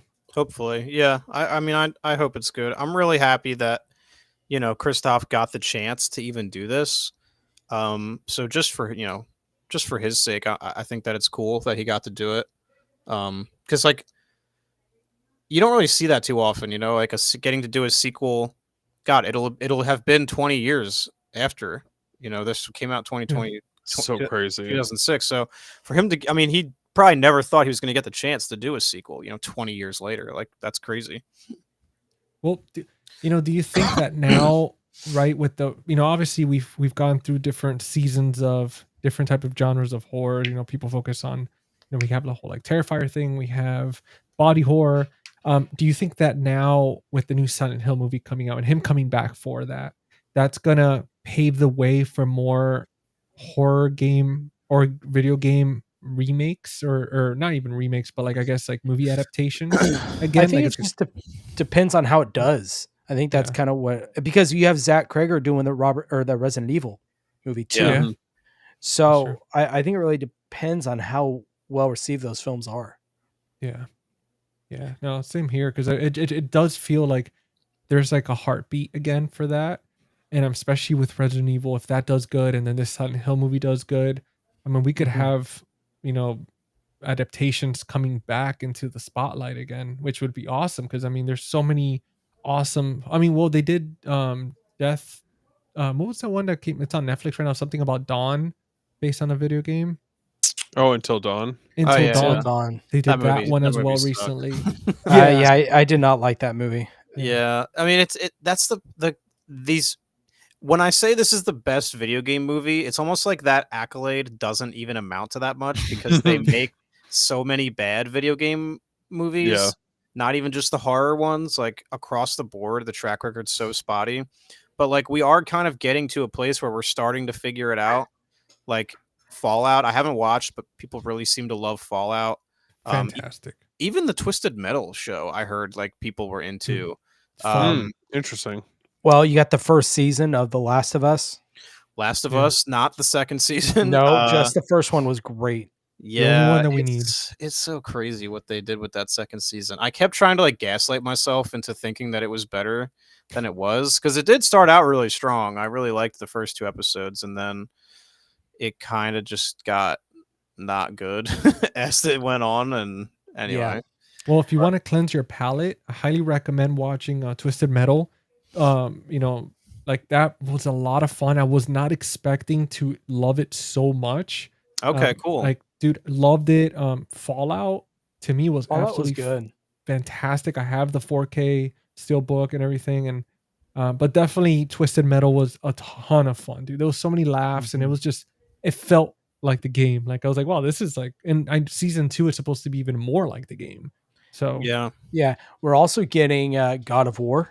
Getting a God of War God of TV War series. We're getting a Super interesting. Mario Galaxy movie is coming out. That's going to be cool. Oh. I Yeah. want to see, if going into the horror genre, The Evil Within. I think that'd be a really cool That could be sick. remake. That could be Dude. sick. Isn't Yeah. Zach Greger? Isn't he doing Resident Evil? He is. Yeah. Yeah. I'm Jordan excited for mentioned that. Dude, I am incredibly excited. What's up, Brian? What's up, dude? Hey, Brian. Brian. Brian's in the house. I am incredibly excited for Kreger's Resident Evil. Oh, same here. Dude. Those movies have such a spotty track record. Like, I think the first 3 of the Paul W.S. Anderson movies are like, they're pretty cool. You know, they're pretty fun. You know, they get pretty bad after that. Welcome to Raccoon City, they got closer. They were starting to figure it out. Yeah. But they tried to do both first and second game in one movie, and like that doesn't work. But now Kreger's like, it's not even about any of the games, but it's set in the world, which is like, I think that's actually like, that's more or less what Paul W.S. Anderson did, but like I don't know, those movies are dated, and I think Kreger's a much better filmmaker, like overall. So I'm really excited to see what he does with it. Same here. The originals, they're they're popcorn flicks. Yeah. You know, the first one, to me, the first one was just like, shit, this is good. Like, until this day, it's still so damn good. Yeah. And then obviously, like, they start going the popcorn flick route. But I could only imagine with this new one, it's going to be a lot darker, even more serious, less, matrixy. And I'm hoping it's a lot more scarier and more creepier. And it's, compared, because I mean, the first one was the only one that I remember being like, damn, this is good. Yeah, they get pretty crazy after a while, but I really do think those first 3 are a lot of fun. Yeah. Oh, I have them all, dude. I'm a sucker for them. Like, that's like one of my guilty pleasures, watching all those Resident Evil movies. Like they start getting cheesier and cheesier, and they're just so much fun, dude. No, I mean, he definitely, like, they understand the tone, I think, pretty well. Even though I think my problem was that they were so different from the games, where it was like, I really wanted to see a movie with characters from the games, Yeah. But then they kind of gave us that with Welcome to Raccoon City, and I was like, does this just not work? And maybe it doesn't. Maybe that's not the way to go. Maybe it is better to just kind of set it in that world. Because he said that the movie he's going to do is going to be like a people getting from point A to point B is kind of how he described it, and I could see that being really fun and like chaotic and just kind of moving through this zombie world and just like almost like a road trip movie. Like I feel like that could be really cool. I feel like it's in the best of hands. If one person's going to tackle the project, I mean, I don't know. I just never really had a strong attachment to any of the previous movies, but I feel very optimistic about what Kreger can bring to the table. Well, as long as Aunt Gladys doesn't show up in any of these, I swear to God, if I see the freaking lady standing from a distance with the zombies waving or something, I'm like, I'm out of here. Dude, the second one definitely, I agree with you, Brian. Like that's, to me, that one, it's badass, especially when they introduce like, I forget her name, the cop. Jill Valentine. Yeah, dude. Oh my God. Anyway, no, that one is pretty sick too. I like that one. I like those first three. I think they are pretty cool. The third one is basically they just rip off Day of the Dead though. Like I don't know if you guys remember, but like they straight up they're like trying to teach the zombies like how to do shit again, like how to be humans, and it's like it's straight up a rip off of Day of the Dead. I just remember when they brought Wesker in. Yeah. Oh, God. Yeah, God, dude. Because that's the thing. They would bring in video game characters here and there, but it would be like, this doesn't feel right at all. Like this is totally like. Eventually, they did bring in Leon, and it was like, just not Leon, and it was just. I'm like, maybe I don't want you to bring the game characters in. You're like bring him in, and then they bring him in. They're like, no, take him away. They look like the Spirit Halloween, like the costumes, like the photos on the wall. Like they would look like the guys modeling the costumes. Like it looked like that. I'm like, dude, this is not it. Dude, it's not like what they did with Silent Hill, man. Taking it back to this movie, like they did it right. Like the faceless nurses, like looked so damn awesome. I mean, the Grey Children, looked pretty cool. The Pyramid Head. Like, are you kidding me? When I saw him there. And in the movie, I'm like, what the hell? I'm like, dude, they crushed the designs. Like they really did. Yeah. No, I mean, there's a reality where this was made by just some soulless, guy for hire who had no interest in these games. And we just have a way shittier movie. And as a result, we probably don't get the movie we're about to get. Like we should be very fortunate that Gans was able to make this for sure, I think. Yeah. No, I mean I think for next year we're definitely going to have a lot more adaptations, a lot more shows. I think it's going to be a lot of fun, especially for people that are gamers. Like it's going to be great to kind of get that spotlight again, because I mean it has been going on, but I mean we had Monster Hunter with Mila Jovovich that they did that movie. I never played the game, but I did enjoy it. I have it on Blu-ray. It was a ton of fun. But I mean.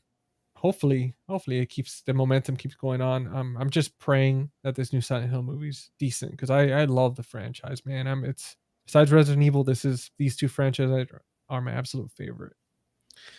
Yeah, I really hope it's good, man. I think as long as it's not complete dog shit, I'll be happy. Because that's where that's where Revelation kind of left the the bar at, and there is that old adage about, directors, they don't necessarily get better with time. It's, so there's a possibility that, he doesn't have that fastball anymore. So I don't know. Yeah, man. Well, Steven, I know you have to head out early. You got some stuff to tend to. Yeah, sorry guys. No, you're good. No worries. Go watch those Freddy's. I know what's going on. You're staring at that box set. It's whispering. Damn, man. All right. Don't throw me under the bus. But dude, before you go, man, let people know where to find you. What you got going on? I know you've got a certain live stream coming up. Yeah, tomorrow. Well, you guys can find me at After Hours Video. So I'm on all over social media. But yeah, I got an After Dark live stream tomorrow at 9 p.m. Eastern time. And I got Christian from Planet CHH coming to hang out. So if you guys are free tomorrow evening, feel free to stop on by and hang out. Hell yeah, Oh, dude. yeah, man. What a way to Sweet. spend the Friday night. This month is getting booked up very quickly. Oh, dude, I know, man. Yeah, all good stuff though. I feel like it's always a blast hanging out with you guys and everyone else. Absolutely. Hell yeah, dude. Well, dude, thank you for coming and hang out, man. We appreciate you. We love you. And guys, go subscribe and follow and like and comment all over Steven's stuff. For the love of Yeah, God. thanks guys. Thank you. I nearly made it out of Silent Hill, and I will catch you guys on the next one. Hell Took yeah. the first bus out of here and Yeah. I'm gone. Yeah, man. All right, guys. All right, we'll catch up soon. See you All right, later, brother. man. Have a See good you, night, man. guys. Good night. Later, man. And then there was 3. We got the primary colors going on here. Oh, I know, man. Look at us, huh? Yeah, we do. What are we doing? We're like Avengers or something, I swear. Dude, hell yeah. Wanna Like the go in there? Infinity Stones. We're gonna punch Pyramid Head in the crotch. Yeah, one thing I like about this movie that I wanted to mention earlier is like I like how the plot even kind of functions on like video game logic. So like Sharon or Rose finds Sharon's creepy kid drawings in the car, and it's like a drawing of the school. So she's like, "Oh, I'll go to the school," and it's like that's such like a video game sort of like the way that you would make progress. You're like you go from these places to place, and you're like, oh, this I have to go to the hospital now, and like now I go to the hospital. And it's like it's just very it's like in a different movie it would be like a bad plot, like bad screenwriting, but like here it's like it's just on brand, and it was definitely intentional, I feel. Yeah, when you're used to like that's one thing I noticed too, man. It's like, oh, a map, okay, or you just start picking things up as you go, like Resident Evil style, where you're like you're adding stuff to your inventory, and she's like, oh, a key, and then she grabs a key, opens the door, oh, a flashlight. Yeah, it's just it's all there. The lighter, like everything is there. It's really cool. Yeah. Well, even down to what the flashlight looked like. I mean, that's like okay. Just the way it looks reminds that's a video game flashlight. It's so weird. Even the flashlight, the way that even though it's been like 20 something years or maybe 30 years, and how the hell does the battery still work? Like there's no way, even after a year, like half a year of the battery sitting, it ends up getting corroded. I just hope in the next movie there's a cutscene where like it pops up and there's slots. So where you see them moving their items around. Oh yeah, like in Resident Evil 4 with the inventory man. Yeah. Yeah, it's like, oh, to delete one, are you sure you will be permanently deleted? Dude, that'd be freaking ridiculous. That would be funny as hell. I feel like I've seen a movie not so long ago that had something like that, but I think it was maybe like a comedy or something, but I don't know if it was Jumanji maybe. No, I don't know. Well, what was that movie? It was all first person, hardcore something. Henry, right? Hardcore Henry. Yeah. Damn, that's another one. That's supposed to like be a video game movie, right? Quote unquote. Or I've never seen that one. I haven't either, but I just know it's basically like a first person, Call of Duty type thing with the guns and stuff. Yeah. First person shooter. I watched it when it first came out. I'm very vague on it, but I do remember the first person. I think he jumps out of a plane or something, and he has like the guns, and you just see his hands and shit. And it was very video game like. I remember enjoying it, so I would have to revisit it and see. But I mean, dude, or the one with Daniel Radcliffe, where his hands are like guns. What was that? Was Guns Akimbo, I think. Yeah. I've never seen that. I don't remember what the word on that one was. That one I saw. I remember it was a lot of fun, and he did really great, dude. Like I was very surprised, because you know how it is with certain actors when you do certain franchises for so long, and you're no matter what you do, that's how they're always going to see you. I always thought for him, it was like no matter what he does, he's always going to be Harry Potter. But he's really proven himself to be an amazing actor. He's played a bad guy in I think it was.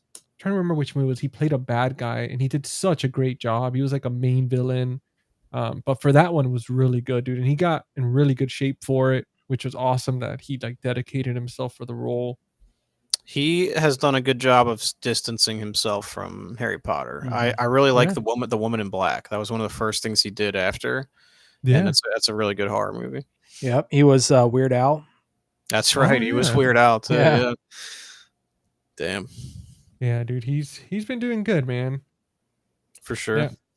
Now I wanna, as we get closer to the end of the episode, I did want to do our notorious rapid fire round. And oh wait, we got someone in here. Hold on, let's see. Well, look at this familiar Oh, face, what's Jordan. going on? What up? What type of game? But I love the movies. I read Jacob's Ladder too, and that's hell yeah. Yeah. So,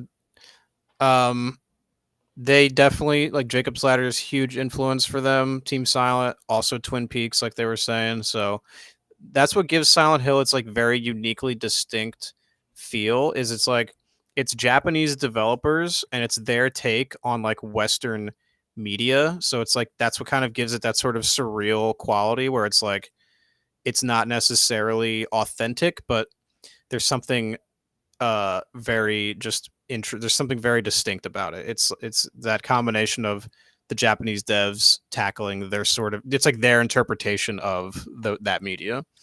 Yeah, like, and that was something too that I was looking at my notes because you mentioned it earlier, so I didn't say too much of it. But like the Great Children, for example, the symbolic designs drawn from trauma.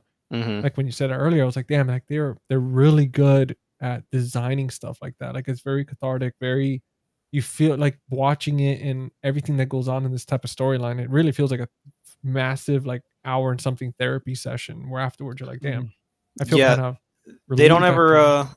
yeah, exactly. They don't ever say it, but like the Beatles, there's all these like bugs that are in the school. Yeah. Those are supposed to be Alessa apparently doesn't like bugs, and that's like a manifestation of her fear of bugs. So like everything sort of has a reason for being, which is really cool. Dude, that's what's important, man, when it comes to movies, like those little details that to the average person watching something like that where they're uncomfortable or scared or something and like they don't catch it, but the fact that so much love goes into it that it has that rewatchability every single time you watch something, it keeps changing, it keeps expanding, you keep catching things, or in this case, like when you do the deep dives or you watch the special features, look at the booklets, you're learning. It's like there's more meaningful stuff into it. It's not just a horror or not just a video game movie, but it's about real life stuff that people deal with, and it just makes it a good conversation piece. And it's just awesome, dude. Like, see, I didn't know that, and it makes me love it even more now. Like just finding something like that out. Yeah, no, it was even though the video like didn't do well, I have such a deeper appreciation for this movie now that it's like Yeah. it was all worth it. Like it was, I learned a little bit about editing. I learned a couple new techniques. I grow a deeper fondness for this movie, and it's like, that's ultimately why I do that shit is like, for that kind of experience. Well, thank you very much. Thank you. Yeah. Thank you. That's what we're here for, just we're not just talking movies. We like to go into the deep stuff and really like analyze it and break it down the best we can. I mean, everybody interprets movies differently, and I mean, like for one, I mean, dude, like you said, like with those Beatles and stuff, see, I would have not interpreted it in that way. I was just thinking, oh, that's like some wasteland or something. But yeah, man. No, and the thing about it is, it's like this movie's actually diehard fans. They don't like Pyramid Head's inclusion, and it's not just this movie because other games have done it since. But so Pyramid Head first appears in Silent Hill 2, and he is supposed to be like a direct representation of James Sunderland's like desire to be punished. His internal desire, because he has some stuff that happens with his wife, like I was mentioning, and he's very much a flawed character. He's like not a hero necessarily. He's got some guilt, and so Pyramid Head is supposed to be a manifestation of that. So his inclusion here doesn't actually make a ton of sense because he's kind of linked to James, and then other games also included him, and he's kind of just become the figurehead of the franchise. Like he's too famous for his own good, sort of thing. Where purists of the games will be like, actually, he's not supposed to be there. And it's like, well, maybe so, but that's not the case anymore. So yeah, it's very interesting. No, and that's one thing. Whenever like Jordan was saying too, like he mentioned it a little bit earlier about Pyramid Head. I mean, when you think about Silent Hill, that's one of the first things that pops to mind. Like, Yeah. now, Oh, 100%. now let's do the rapid fire round because I do have some questions about Pyramid Head on here that are going to be pretty interesting. It's only a few questions. I think we have like 7 questions. One of them you guys kind of answered a little bit earlier. But this will be more, I guess, answering it for the people that are just tuned in. Now, as far as for creep factor, right? Like, not scary or anything like that, but just like creepy wise. Which one do you think it's more creepier? The nurses or Pyramid Head himself? It's tough because the nurse, like that whole sequence in the hallway is so tense and very suspenseful. Yeah, it's tough. Well, and I agree with you, Mark, and that's what I was going to say. I think the way they utilize these characters in this movie, I would say creepiness wise is the nurses. Yeah. Because of the way they're used. I see Pyramid Head in this not necessarily creepy, but just brute force terror. Yeah. Like there's nothing eerie, creepy. I mean, he is very in your face. You better get the hell out of there. He's gonna rip your skin off and throw it at you. Yeah. But the nurses, there's just unsettling. You're not quite sure. You know you have to get past them. So it's one of those, it's more anxiety driven dealing with the nurses than with Pyramid Head in this movie. Now, if we take basically what Mark said about the video game, too, where he's in this hall behind a gate, you walk by him and he's basically there watching you, and you come back. That I would say that takes the cake of creepiness. But in this isolated incident, I would give it to the nurses. Yeah. No, absolutely. Damn. Yeah. No, I mean, I feel the same way. I think that scenario alone, especially how quiet, intense it is, because Pyramid Head is just there. Like when he shows up, he's there with that giant freaking sword. It's just hell's gonna break loose. But with those nurses, it's just you don't want to breathe, you don't want to move, you don't want to flash any lights because it's just so intense. And even the way they move, where they'll move briefly and they'll start contracting and stuff, and then stop, and it's just like, dude, this is freaking like disturbing. Yeah, the way they like respond to the noise and the light is like really cool, where she like turns the light off and then they catch her at the end, so she like uses the light as a distraction, and it all feels very video gamey, you know? Yeah, no, it does. Reminds me almost of the clickers. Yeah. In The Last of Us. 100%, dude.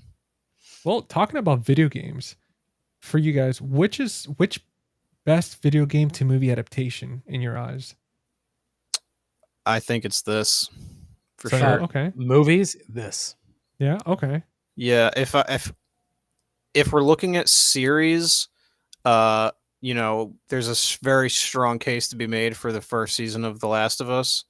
But as far as movies go, yeah, I'd have to give it to this. Although I am very partial to the first Mortal Kombat from 1995. That was a big movie for me growing up. One of the coolest things I've ever seen when I was a kid. I still like that movie today, honestly. All its flaws and everything. I love that movie. I just rewatched it recently, and all I kept thinking was, I really hope somebody crushes my sunglasses one day, so I could just be like, those were $500 sunglasses, asshole. Johnny Cage is good at that, man. Everyone's good. It was weird because they did all these fighting games first when they were first trying to figure out the video game movie. They did Mortal Kombat, they did Street Fighter, they did like Double Dragon, and then they were like, yeah, this isn't really working out. Let's try some horror games, and they pivoted into the horror game sort of genre, and that's when we got like Doom and Alone in the Dark. This Blood Rain they did, which wasn't very good. Tomb Raider, you know. I was gonna say the Angelina Jolie Tomb Raider, the very first one. I still that's a good movie. Enjoy. That's a good one. Yeah. So they had a lot of hits, they had a lot of misses, you know, and they still have not quite figured it out. The formula, it's tough. You know what we need? Like before we go to the next question, what I want to say, what we need is like Fatal Frame. I think would be a good adaptation. That would be sick. And then The Evil Within, like you mentioned, Jordan, that one would be I think to make, and it's interesting, I think that's what made The Last of Us so well. The first season is it's a very grounded game. Other than obviously zombies. But other than that, it is a grounded game, and that does help the case. Silent Hill obviously is not very grounded, but they did so well with that the game or that movie. Another one, if you want to stick in the horror genre, is Outlast. I can see Dude. Outlast being a I read my mind. love great Outlast. found footage horror movie. dude. Yo, Mhm. that would be Oh. sweet, man. Those Mm, games yeah. are so scary because you can't. Yeah, There's no combat. It's just you it's can't. survival. You just have to. You literally have to just run. That's Yep. you're Run and preserve your flashlight on your camera. Yeah, Outlast 2 I think was even better because there's all this like religious imagery, which was Oh, dude. really That- creepy. Yeah. That scene when you're hiding in the confessional booth Mm-hmm. and you're watching the whole thing take place, or you're in that dude. whatever that huge tall woman that walks around. You have to, yeah. Yeah, I dude, that think chick that- is so fucking scary, man. Dude, I know. Because when she catches you, it's just no matter how many times it happens, it's fucking stressful every time. Yeah. I think that would be a great found footage movie. Yeah. Dude, Outlast 2 is awesome because there's like you transition very seamlessly from like the present day to like flashbacks. So like in the present day, you'll be like crawling through a cave and then like you'll pop out and then you're like in the school and it's 20 years earlier and you're a kid. And like as the game progresses, you keep getting these little clues as to what happened to you in this school. And it's just so fucking dark and twisted. And it's a great game. Outlast 2 is phenomenal. Yeah, dude. No, I have like the one that I have, it comes with all of them. Okay. And I remember buying it on sale a long time ago, and I was so happy, dude. Like I was like, Oh, hell hell yeah. yeah. Playing the first Did it- one, it was creepy as hell, and I was like, I gotta get these. They're Dude, stressful games, man. iconic from the first one, the little pig. Yeah. You know, Oh my that God. whole scene. Dude. Man. Yeah, dude. Those games are fun. Those games are great, man. I hope they do a third one, like an official one. I know they Well, did the 'cause multiplayer thing. Wasn't there the Trials, right? Outlast Yeah. Trials. Yeah, I never played that because I'm like, it I sounds didn't cool. either. It sounds Yeah. cool, but like, give me Outlast 3. Like that's what I'm here Mhm. for. So Well, speaking of Outlast, do you guys think that you'd be able to survive the Silent Hill fog and outlast all these monsters? yeah, I mean, probably it wouldn't be comfortable though. Like you're gonna have to go through some real, internal shit. You got to have mental toughness to get through Silent Yeah. Hill. Yeah, for sure. A It's lot of fair. mental fortitude. You need to just got to have a sealed trap. It's Oh, yeah. it's gonna be very taxing. It's gonna dig up a lot of shit. It's gonna Mhm. make you look at yourself and ask yourself a lot of questions. it's a tormented therapy session. That's really what it is, man. That's what those games are. Like the experience of beating one of those games. Like Silent Hill 2 was so fucking scary, and I played it in my other room with the bigger TV that I have, and I would turn all the lights out, and it's such a great experience because that room gets pitch dark, and the PS5 controller, you know how like it'll make sounds occasionally. Mhm. Oh, dude. One of the mechanics in Silent Hill is you have a radio and it starts to like emit static when monsters are nearby. So anytime a monster would nearby, your controller starts to like emit static, and it's such like an immersive experience because it's like it's not coming through your headphones or the TV, like it's literally coming out of the controller. Yeah, that happened to me in Resident Evil 4 remake when just it'd be quiet and then all of a sudden super loud out of the controller. Mm-hmm. So I love feel it. ya. It's one of the cooler things about the PS5, honestly, that they have over Yeah. Xbox is like that level of immersion that you don't get. Oh, absolutely, man. I remember the first time because I have the Xbox One S and I have the PS4, and I remember the first time like I heard that coming out of the controller, and it caught me off guard. I was like, "What the hell?" I was like, "There's sounds coming out of here." I was like, "Holy shit, this is awesome!" Especially playing horror games. It scared the shit out of me too, and I was like, "Oh, that's gonna be fun for the next 20 hours, Yeah. just dealing with Yeah. that." Because I would literally only be able to play an hour or two at a time every night, and after a while, I'd be like, "Okay, that's enough of that," and I would like, I would enjoy it so much, but you hit a point where you're like, "This is too stressful." There's like a prison level where it's like completely pitch black, and it's just fucking terrifying, and it's so fun. I Dude, love it. you're in the shower, you're like driving or something, and you keep hearing the sounds, and you're like, "All right, I've played too much. I'm too immersed." Yeah, and it would feel great because then I'd be done, and I'm like, okay, let's relax. We got our hour and a half in. Yeah. and everything else just feels like sunshine and rainbows because I'm just glad to be anywhere else but this fucking prison.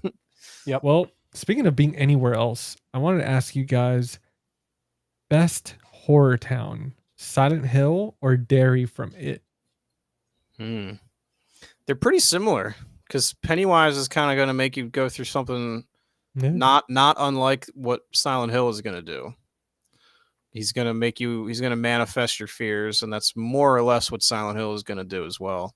Yeah.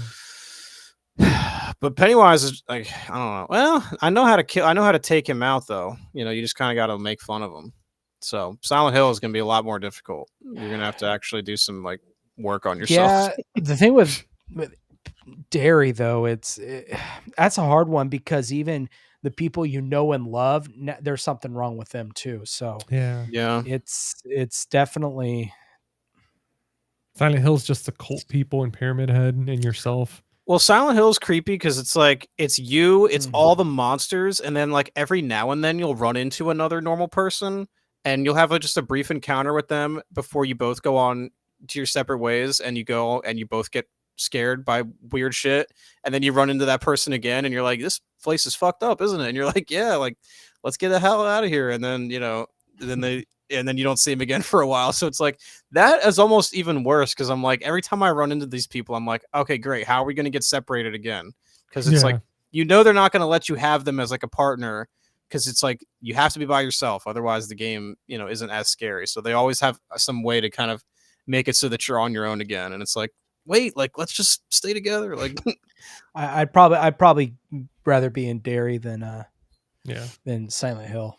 Yeah. To me, Silent Hill, I feel like it's a lot more of a horror town, like scarier, just because at least with Derry, there is some normalcy for a while.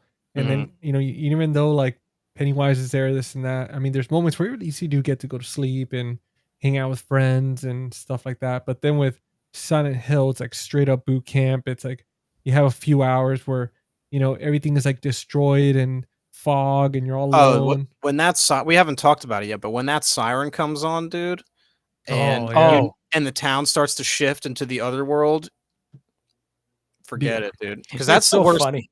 So go ahead. No, it's so funny. We were watching that the other night, and we had our windows open. It's really nice outside, and my sound system, I had it up pretty loud. And dude, when that thing went off, I'm not kidding. Probably neighbors across the street, 3 doors down, heard that siren, dude, and it scared me. It's fucking creepy, right? Yeah, dude. Now imagine you're playing the game and that shit comes on. That shit is fucking scary because like the way the game works is like you'll be in the school and you'll play through the school normally, and like baseline Silent Hill already creepy, but then so you finish that section of the school, and then it's like, all right, now you're gonna play that same level again, but now it's the otherworld version where everything's rusted and dark and hell, and it's like even worse, and it's like the enemies are worse, and it's like great, and it's like that happens every level, and it's like fuck, you hear that siren and you're like, great, like I forgot that was the thing because as if this past hour wasn't already stressful enough. It's like great, it's gonna get even worse now. It's literally, yeah, it gets scarier, and like the map is just generally it's darker, like everything's worse when that happens. So it's cold, it's tetanus everywhere. It's just it's like, oh, this is my life. I love that they were able to convey that with the movie too. On to that point, like they really do capture that sort of scariness of that transition, like when they're all trying to rush into the church before it happens, like it really presents like this ticking clock thing where you're like, you don't want to be around when this happens. That scene with the church with the steps honestly was probably my favorite scene out of the entire movie because I mean, dude, karma, like it could have not been a better example of karma than that scene when that girl was being a jackass and was going to throw that rock at the lady, and then freaking there she goes getting grabbed by freaking Pyramid Head. And I mean, that scene alone was just absolutely incredible because when he like grabs her flesh and rips it off, dude, that was the effects were so damn good, man. I wish this freaking Blu-ray had the special features to see if it even shows how they made that, because that was just incredible. Like incredible, dude. Yeah, I mean that like I said earlier, that whole scene kind of looks like a Renaissance painting, like a demented painting. It's very artistic, but it's like terrifying at the same time. I don't know. They really did. I love all that stuff with this movie. Well, what do you guys feel like shocked you more?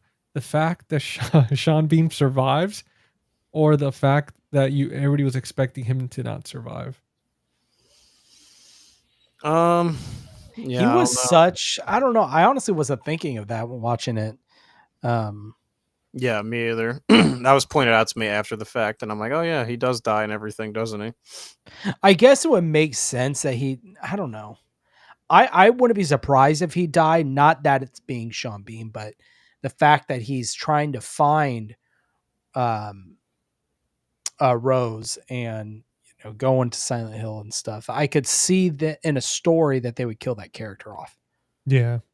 Yeah, I mean, and the way it ends is like very ambiguous too, because it's like, are Rose and Sharon dead? Like, are they ever able to come back to the real world? Like, it doesn't really.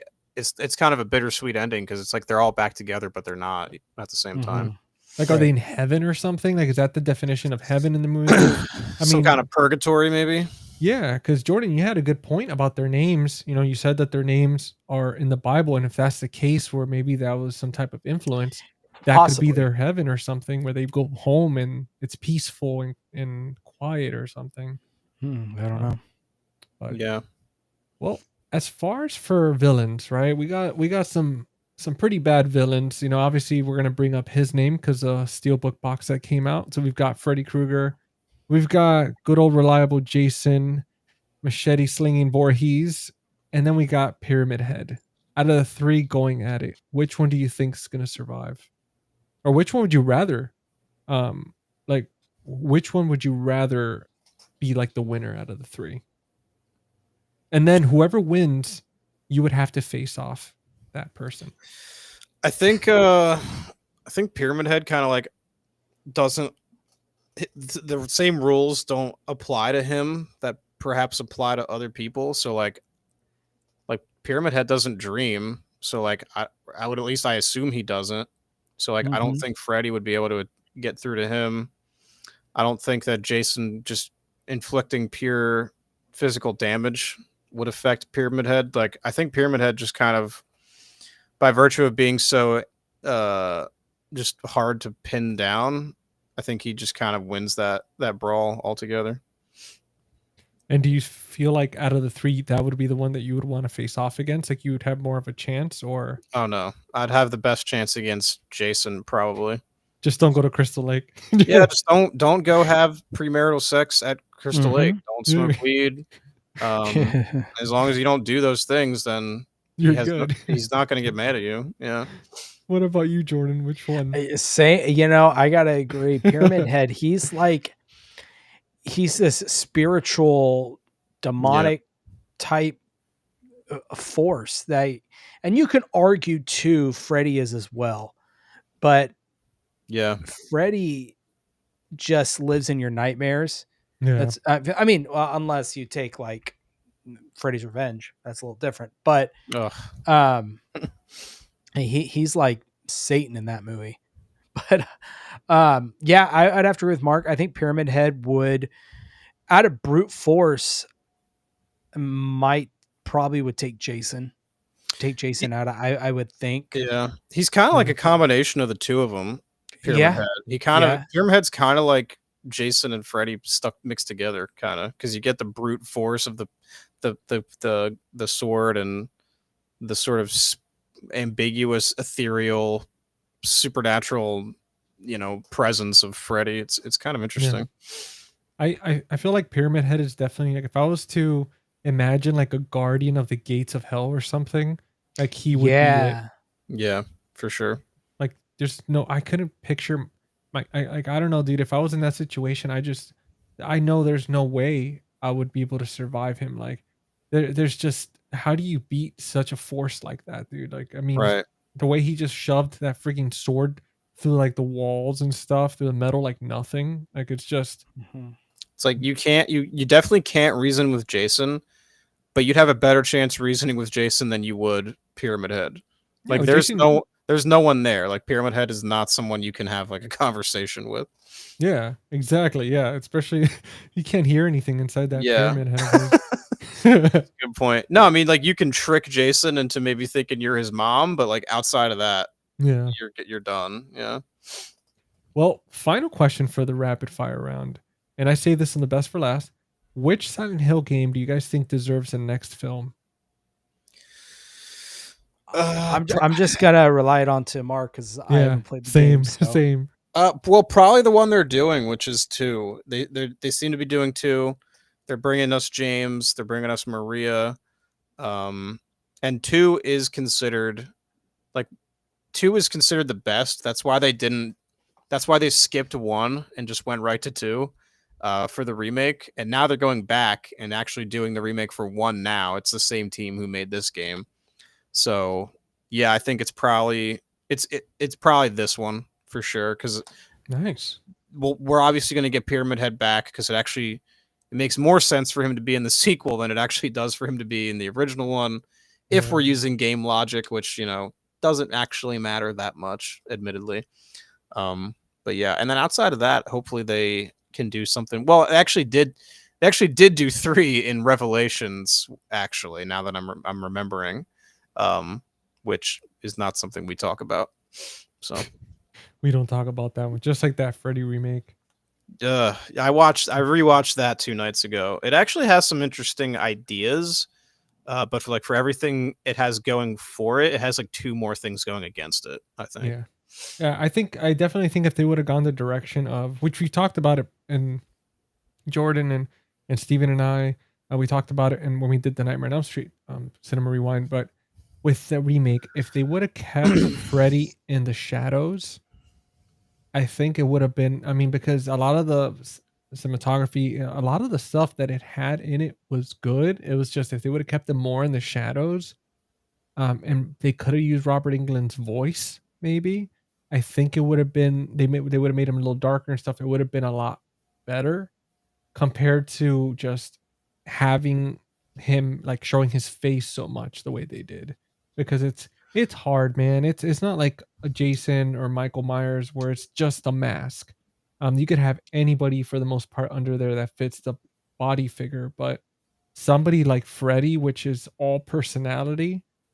How do you there's nobody out there that's going to be able to come close to what Robert Englund did. I actually thought Jackie Earle Haley was good. He's not even the 10th worst thing about that remake, in my opinion. I thought he was fine, because the tone of that movie is actually what it should be, which is like they're actually trying to be scary, which is not the case for 4, 5, and 6. Freddy's Dead, like the way they light him and everything is so flat, and the makeup just looks like it's Englund wearing like a mask of his own face. But Freddy's Dead, for example, Freddy's Revenge, excuse me. They're still lighting him like in shadow, like you can't quite get such a great look at him, and even his voice is like deeper. It feels like he's trying to be scarier. So if anything, I actually thought the remake was closer to where we should be, but still obviously very flawed. Yeah. But no, I agree, man. I got to give it another chance. I got to rewatch it again, and especially now that I got the box set, like after I watch all these on 4K, then got to give that one another shot and see. Maybe after this conversation, who knows? It's certainly not good. I'll say that, but because if we are going to get more Nightmare, we do need to not have Robert Englund. Like we are going to have to find someone else. And if nothing else, that remake is a good proof of concept for showing us that we can do it. I just think that the script did him no favors, I think. Yeah. No, that's true. So a lot of times I wasn't a fan of the makeup that Jackie Earle whatever her name is. It's very CGI. Well, and it was almost too. It's like a mix. It was almost too on the nose as a burn victim. Yeah. I thought the face, which, if you want to go for straight realism, yeah, but I think for Freddy, the way that his original makeup was, I think he's a burn victim, but there's just something a little different about it. For sure. Yeah. No, I agree with that 100%. It's almost like, I don't know. It's you do get the burn victim sense, but then it's like you just said. It's like there's this other quality to it that you can't quite pin down, and it makes it even better. Well, another remake that's coming is Friday the 13th, Jason. Yeah. Hopefully that's good, man. So, and there's talks. I don't know if you guys are wrestling fans. I heard about that. His name is Braun Strowman, dude. That guy, he's like 6'8", 6'9", 360 pounds, all muscle. He's in talks to be the next Jason. Jesus. So he would definitely be our biggest Jason we've ever had. Jeff, thanks for hanging out with us, man. Yeah, man. Hope everything's going well. Man. Yeah, man. And now, as far as for movie ratings, this is one of the final pieces to the puzzle here. We go by Letterboxd on here. Looking at the recent Letterboxd, it's at a 2.7 out of 5, which is crazy to me for this film. I mean, I get it. I also get it. Like I place some level of stock into that sort of thing because you got to figure it's polling everyone who's ever watched it, right? Not the fans, the people who.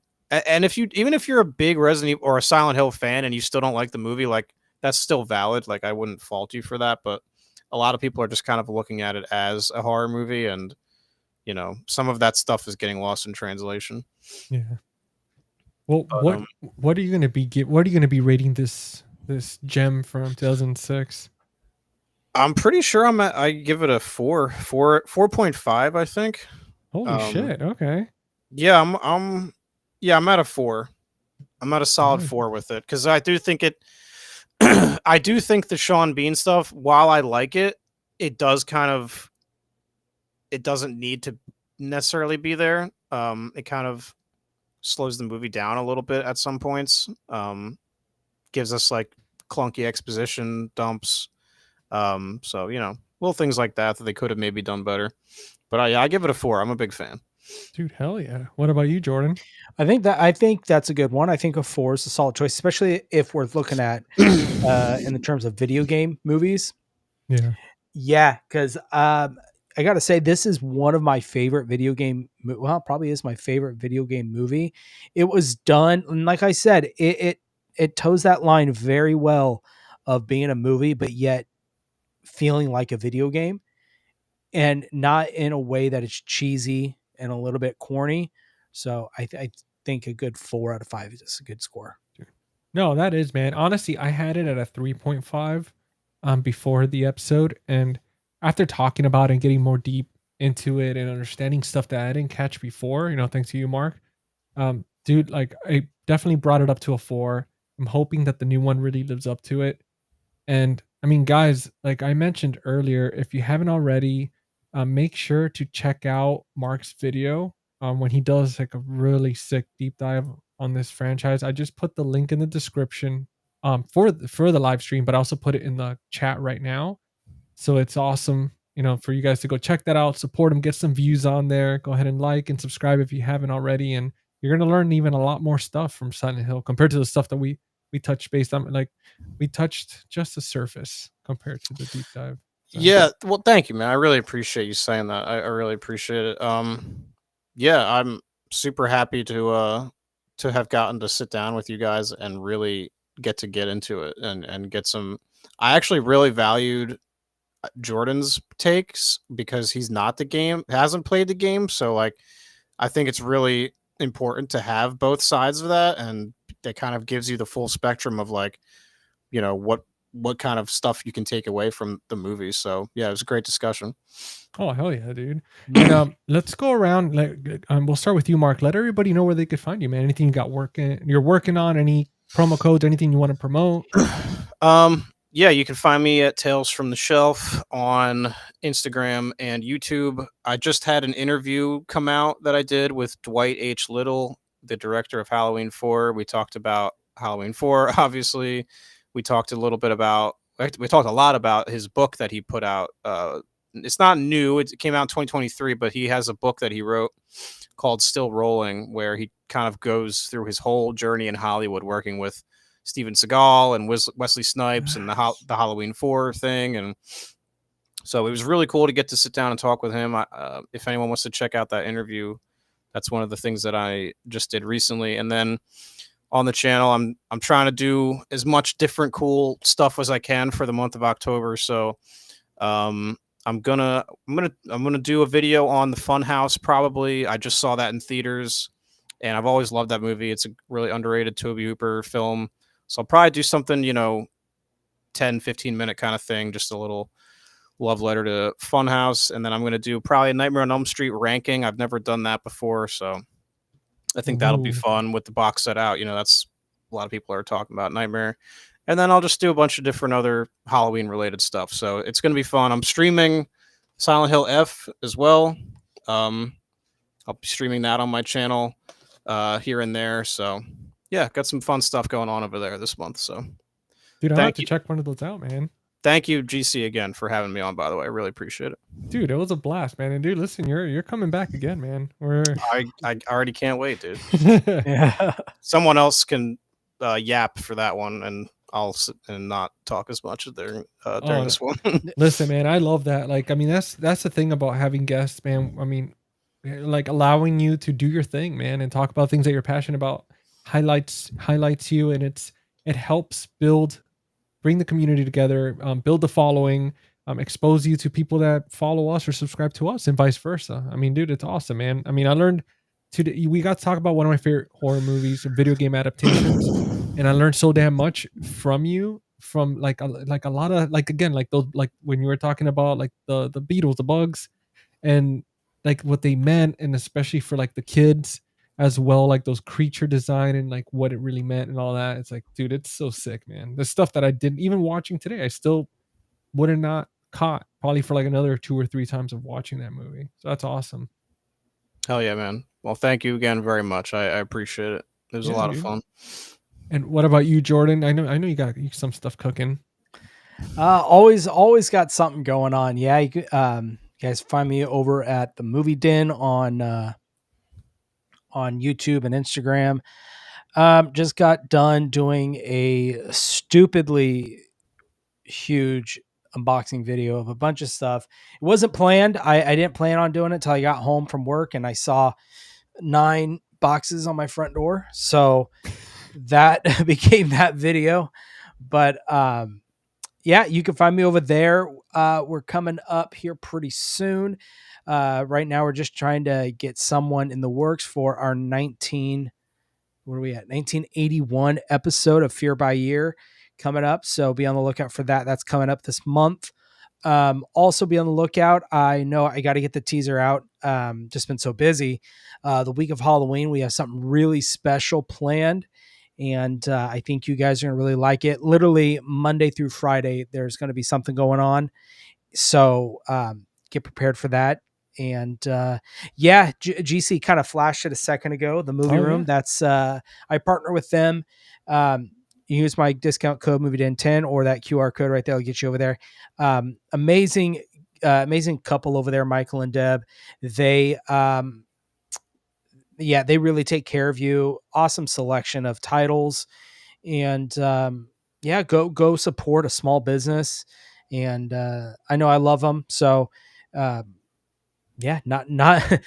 much else to say, but just go check out my channel if you haven't.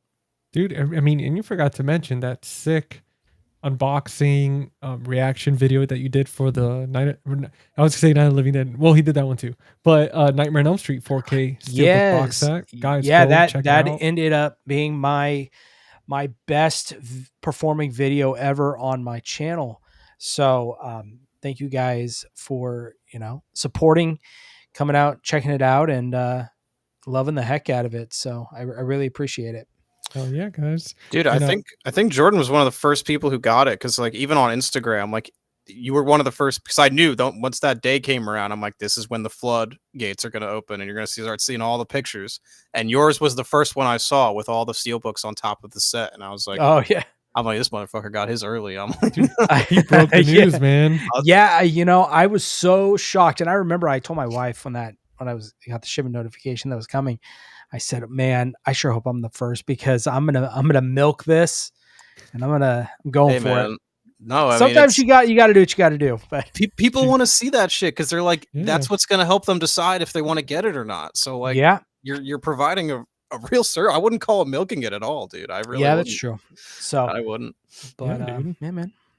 Yeah. Well, guys, if you're whoever is watching this episode, either you're watching the recording, you're watching live, either you're watching it on Steven's channel or Jordan's or mine. But if you're not, make sure to subscribe. Find me on Face the Movies on YouTube or Instagram. You can follow me on Letterboxd as well. I've been pretty active there. I've been trying to be really good with rating my movies and all that stuff. Some of them reviewing them. But yeah, definitely YouTube and Instagram is a place to find me. I also have a podcast on Spotify and Apple Podcasts. It's called Friday Night Fright Night and the Cinema Rewind series on Face the Movies. So we're doing both every week. For Friday Night Fright Night, every episode comes out Friday. Every once in a while, I'm like, you know what? I'm going to pump it out Thursday night, which I did actually right before this episode. So if you couldn't get enough of us, or at least my face, go ahead and check out the episode I just talked about with my buddy Lee, my co-host. For Friday Night Fright Night. His channel is Cinema Whiplash, and we did Jeepers Creepers from 2001. Nice. So, dude, It's a good that one. was a fun episode. So I just put it out. It's live. So if you guys want to check that one out on YouTube, you could watch it. Same format as this. But if not, you could go ahead and listen to it on your drive to work or on your drive home or wherever, in the shower, doesn't matter. But yeah, make sure to go ahead and show some love. And one last thing, guys. If for any reason the movie room doesn't have something you're looking for, they're out of stock or something, we got plenty of codes for you guys. We got Valoria Video. If you use the code FaceTheMovies10, you get 10% off your order. So you go ahead and check them out. There are a small business as well, and they are friends with the movie room. Mhm. So it's great that they're supporting each other and just growing and getting us our goods, which is always nice, reliable, unlike other big companies like Yeah, Am- it's nice to Amazon. support guys like this and not Amazon all the time. Yep. Exactly. And they have great deals. There's also Monster Mall. Me and Jordan were with them live on Tuesday Yeah, at the Dread awesome. broadcast. Awesome people. Same thing, mom and pop shop type situation. I do have a code for them, which is Face the Movies. You get 10% off used titles or $1 off new movies or pre-orders. And they actually even have apparel, right? They have hats, they have shirts like for movie based, but they also have like collector stuff. I know they sell like the Freddy Nightmare on Elm Street glove and a bunch of other cool collectibles, which is freaking awesome. So you could always check them out. But guys, you got codes for days here. You could shop from each one of them or all of them. It doesn't matter. At the end of the day, we're supporting small business, helps the channels. But guys, that's it. I mean, we're wrapping up episode 17 of Cinema Rewind. We've explored the fog, the monsters, and the cult of Silent Hill, one of the most fateful and haunting video game adaptations ever put on screen. Again, huge thanks to my co-host Jordan from the Movie Den, Steven from After Hours, and our returning awesome guest, Mark from Tales from the Shelf, for braving the fog with us tonight. If you're watching on YouTube or listening anywhere else, make sure to, again, follow, subscribe. Don't miss any episodes, guys. We try to do them every Tuesday. If anything comes up, we'll let you know ahead of time. But if you enjoyed it, make sure to leave us a comment or just share it with your friends. Keeps the series going, which is always nice. But until next time, stay out of the fog, and we'll see you on the next one. See you Good night, later. everyone.